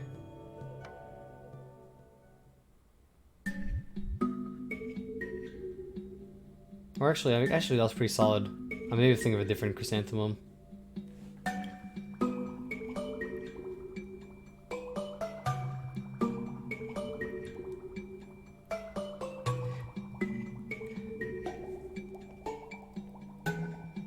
Also, don't be afraid to let a bunch of Pikmin die if you have no use for them anymore. Oh, this is that one purple and one yellow that I had left a long time ago.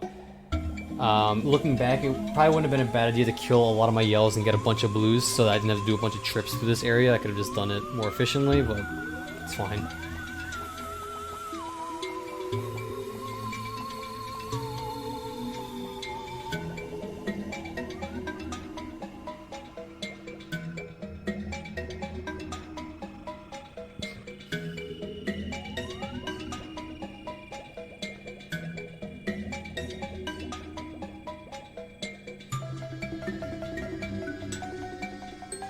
Gonna sneak into this room, grab this bottle cap, and then probably make another trip. There's still the Emperor Bulblacks chilling. Enemies won't go to sleep when they're off screen. If I was to, and also he can't make it back to where his sleeping point is, so he's never gonna go back to sleep. But you might think like you woke up an enemy like an hour ago and then he's still awake, and you think, why isn't he going back to sleep? But enemies don't really do much when they're off screen.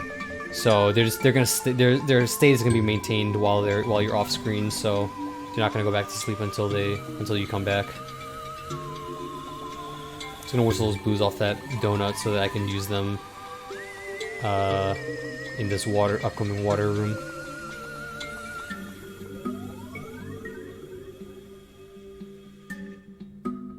Always check these little alcoves. There's pretty much always a treasure in there.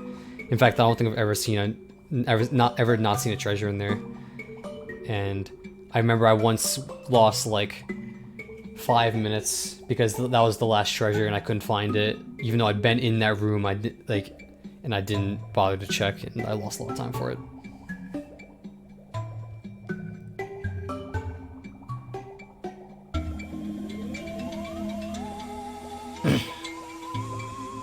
So at this point here, I tried to be a little clever. I was like, oh, I don't need to kill this Emperor Bulblacks, so I'm just gonna kind of sneak around him because he seems pretty preoccupied with what he's doing right now. So I tried to like C-stick my guys over to that Snapple lid. It didn't really work out. So I first wanted to deal with all these dweebles because they are just continuously working together to pick up this diamond or whatever kind of gem it is. I guess it's a sapphire, right? If it's blue. So that treasure's taken care of. This is one of the few uses of yellows, is that if you didn't have yellows, you have to walk all the way around the perimeter of that like slope to throw stuff up there, but with yellows you can just kind of throw them up there. And they make it back without any issue.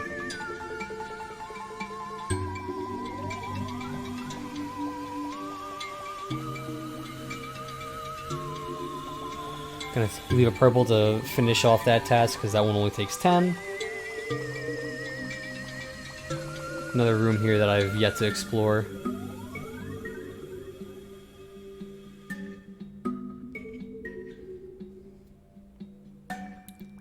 Gotta be very careful here because there's a cannon beetle here and it's most likely the last one for the run. And he's most likely the last major threat because he's in a kind of awkward spot too.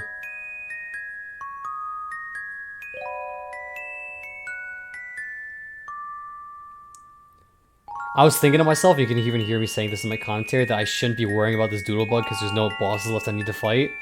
But I actually ended up using both of these sprays, so I'm very glad that I ended up picking them up. I didn't end up doing the double strat because it wasn't worth bringing my other captain here when I just straight up didn't need to do it.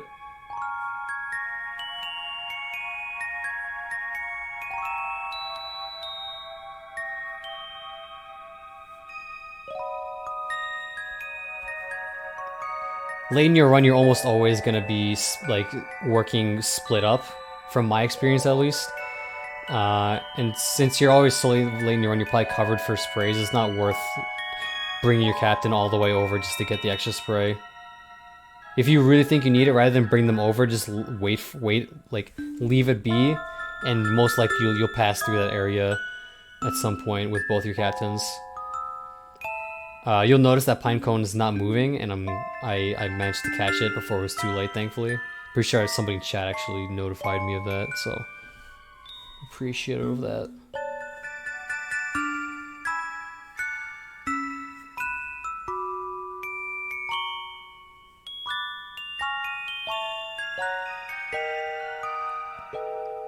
Alright, so now begins the water expeditions. In my mind, I'm thinking, really all that's left is this room, and then there's that room that I'd never finished, where the Mamuta was by the onions, and then I think it's just the buried treasure run at this point. So I'm getting real close. There's only 23 treasures left, so once again I'm gonna ferry things over and then whistle so that I can be as efficient as possible. I'll let that control stick slide because it's only 6, so it's not a big deal.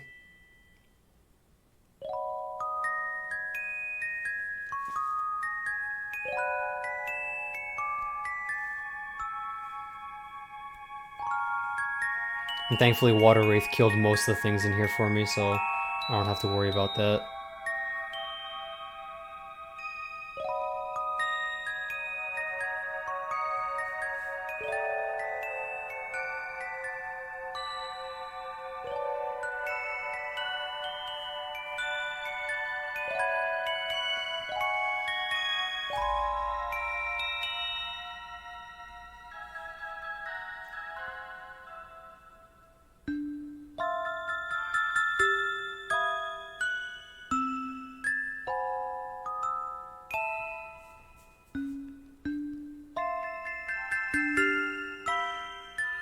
So yeah, just pretty much cleaning up at this point. There's not a whole lot. So this is the point where I realize, like, hey, why is my radar pinging? And I check my exploration kit and realize I don't actually have the fire thing, so I realize I need to fight him. So that's another thing I've got to deal with. So I go back and grab all my Pikmin so I can hopefully just do one more trip in that water area and then also take out this guy.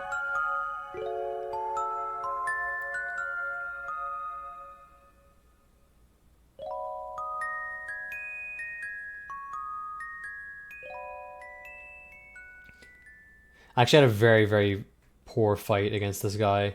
I first wanted to move Olimar over so that he doesn't lock onto him, because I figured that's what was happening. But I tried to just get under him and throw.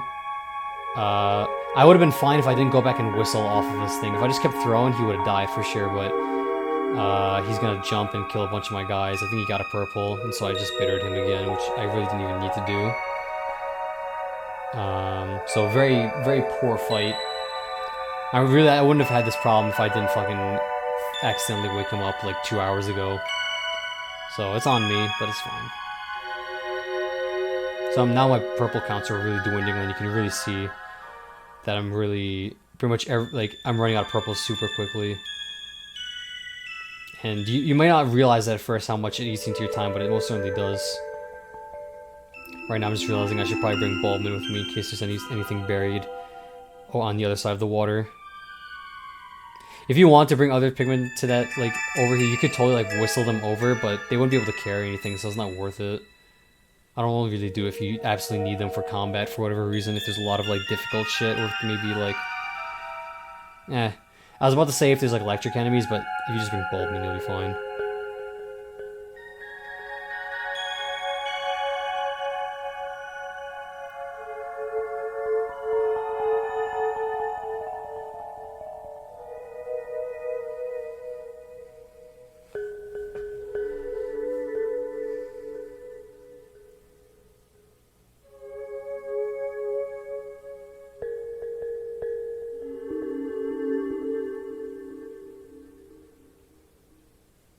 It's now what I'm realizing there's way more treasures in this room than I initially expected, so I'm probably going to need to do one more trip, unfortunately.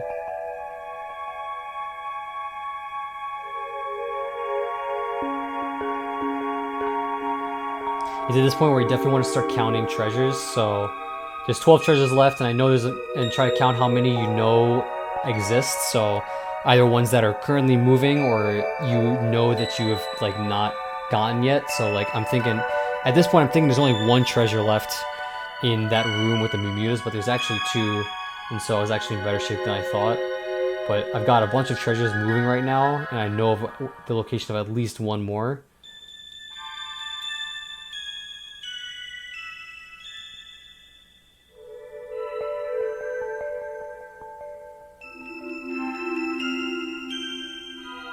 So I just gotta take care of this battery. I actually decided to whistle just in case there's another buried treasure in this room, but there wasn't.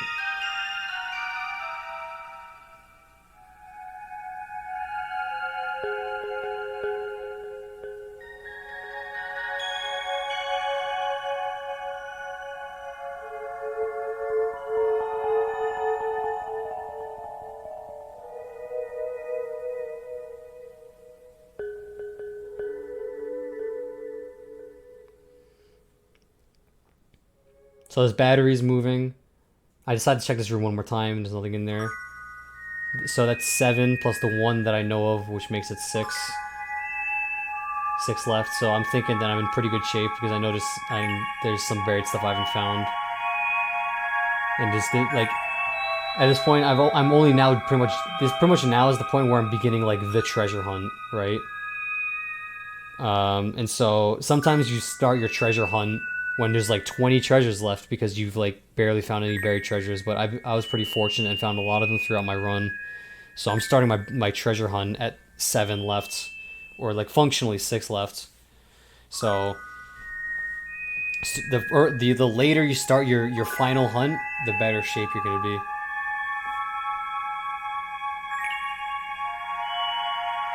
Decided to just do one more sweep in these areas just to make sure I absolutely got everything.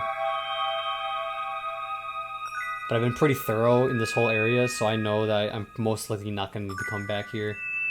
There's nothing in either of these rooms, and there wasn't.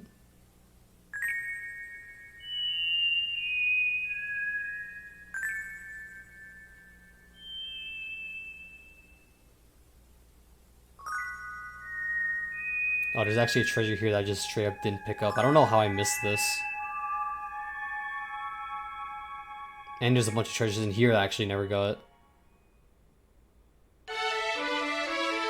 I decided to let as many carry that thing because I have so few Pikmin anyway that I'm going to be coming back to the onion. Sorry, to base anyway. But I decided to send Louis just to the yellow onion since since base is on the way. And so I figured I'll just switch to him a few times to see where he is and whistle when he gets like wake him up when he gets close to base. And I'll have Olimar make his way over to the blue and red onions because I think that's the Pikmin chilling out over there. It's this point where I switched, I noticed the gauge go off, and so I woke up and realized there's a hidden treasure in this room. And so there's another one down. So that functionally puts me at 2 left that I don't know where they are. So looking really sharp right now. But I decided to let him just get carried back, and I'll pick up some whites from base. And so now I'm just having Olimar run around and see if I can find any of the remaining treasures while I wait for Louis to make it back to base.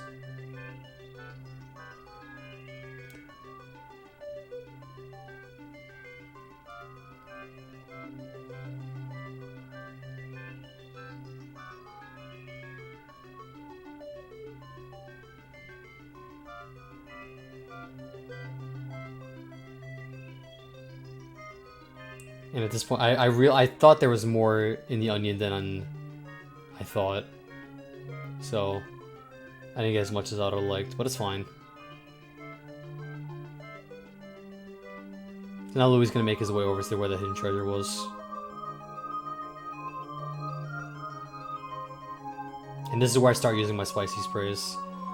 I've got 4 left. I'm just gonna spam them throughout the rest of the run since I don't need them for There's no more combat left, so might as well speed up my Pikmin.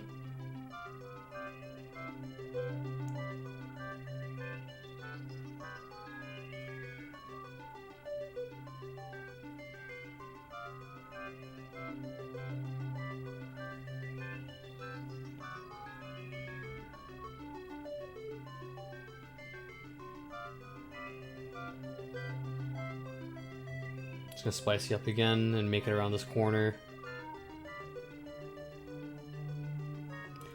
Don't be too concerned about leaving a few Pikmin behind. You're not gonna need a whole mob to deal with a few buried treasures, just as long as you keep some whites and Bulbmin with you. And they should be able to keep up. So now I realize, oh shit, there's actually 2 treasures in this room left. I thought there was only 1. And so now I realize there's only 1 treasure left, and I have an idea of where it is. Because I know there's a room that I hadn't really thoroughly explored, and so that's where I'm gonna head next.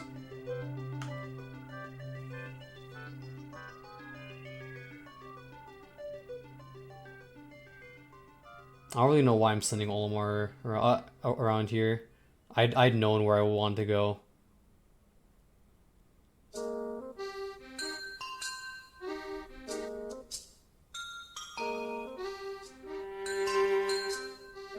So I figured it was in this room, and I was totally right. And not only that, but the geyser happened to be here, so actually, like, this ended really smoothly. This is definitely the smoothest end that I've ever had to a run, like, by a long shot. Just gonna open up this geyser. Generally, when you find geyser, normally I find it, like, in the middle of a run. And I just leave 1 Pikmin on it to work on it throughout the rest of the day, or the run. Okay, so here I was stupid. I should have thought, like, so I thought I had both captains with me, and I was like, oh, I'll leave Olimar here for when I need to, and I'll just run around for a bit. But Olimar was actually like chilling somewhere else, and so I didn't end up losing any time to this because I managed to make it back in time by the time I realized. But it was pretty funny. Like some guy in chat was like, "Hey, you should probably get back to Onion," and I was like, "No, I'm fine. I've got like one captain chilling over there." And then it dawned on me that I didn't.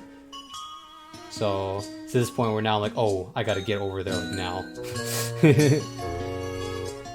But yeah, that is the run. Yeah, so my best advice is just to play a bunch of runs and to just pick up on strategies, and you don't need to implement every strategy all in one go. There's plenty of strategies, just plenty of time to implement what you want to implement. Don't be too concerned about your seed when you're first starting out. Focus on just optimizing routing, like learning routing, learning strategies. I would say don't worry about seed until you get a sub 3. Once you get sub 3, then maybe start thinking about seeds a bit more. Unless your seed is like absolutely god awful. Like I wouldn't say roll with literally any seed because there are some bad seeds out there. But you should be able to get a sub 3. I think I feel confident, at least in my ability, to get a sub 3 with any seed, just because I think my fundamentals are strong enough. So I feel like once you get to that point, here it is, you got a 228.36. I'm gonna pause it now, just something else to show. Once you get your first sub 3 and you feel really confident in your abilities, then start maybe like doing reset runs for seeds. But just keep in mind things that I've said. Don't focus on treasures until you have Crobster. Is like the biggest one. Focus on clearing out as many enemies as possible. Try to optimize your routing as good as possible, and try to get your combat down. And yeah, that's pretty much it. I really want this game to do well. I think this is a perfect marriage of like what I think this is like the perfect Pikmin 2 speed game in my opinion. Other than like the RNG aspect, which I imagine would rub a few people the wrong way. But Pikmin 2 is a pretty long run at 3.5 hours at world record. And this basically condenses everything that I personally love about Pikmin into like this one awesome form factor, while also blending in like Metroidvania-ish aspects. Even if you don't try to pick this game up as a speed game, picking it up as just like a fun game to play. Like I think any Pikmin fan should play this hack. I think this hack is like super worth your time. It's so fun, and I've had such a blast playing it. Pikmin 2 is my favorite game, and this hack is like given it a new lease on life for me. I've put so much time into this hack since it came out about probably was like a month and a half ago, 2 months maybe just under 2 months. It's a lot of fun, and I think it's a great speed run because of the fact that it requires a lot of thinking on your toes and a lot of routing, and the random aspects really like gives it this spice of like you never know what you're gonna get, and you just gotta roll with the punches. Because as I said, if we just use one seed, then we'd optimize the hell out of it, and I feel it would kind of get boring. So the grinding for seeds may turn some people off, but I don't think it's that bad. It doesn't take that long, and even still, I still have fun grinding for seeds just because I enjoy the core gameplay so much. So absolutely great spin on Pikmin. I think this speed game has quite a bit of room to grow. We have a very small community, and I don't know if this is ever going to reach anybody outside of that community, but if it does, join the Pick Hacker Discord and speedrun this game with us and participate. We've got weekly races on Sundays, 2 p.m. Eastern, where we all race on one set seed, so everybody has the same seed.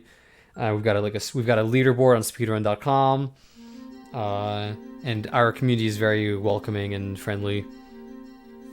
And you definitely don't need to be good to join. We've got plenty of people in the Discord who aren't getting anywhere close to like a sub 3, and there's no issues. Just come and play the game. It's a great game, and we're more than welcome. We're super welcoming of anybody who wants to play with us. Anyway, I've been talking for a very long time, and my voice is absolutely shot because I'm not used to this. So, in conclusion, play this game, and I hope this has helped anybody who already knows about this hack and is trying to get better, and I hope this has found at least some sort of audience of people who haven't played this hack and would like to give it a shot. Anyway, I'm gonna end it here. Thanks for watching.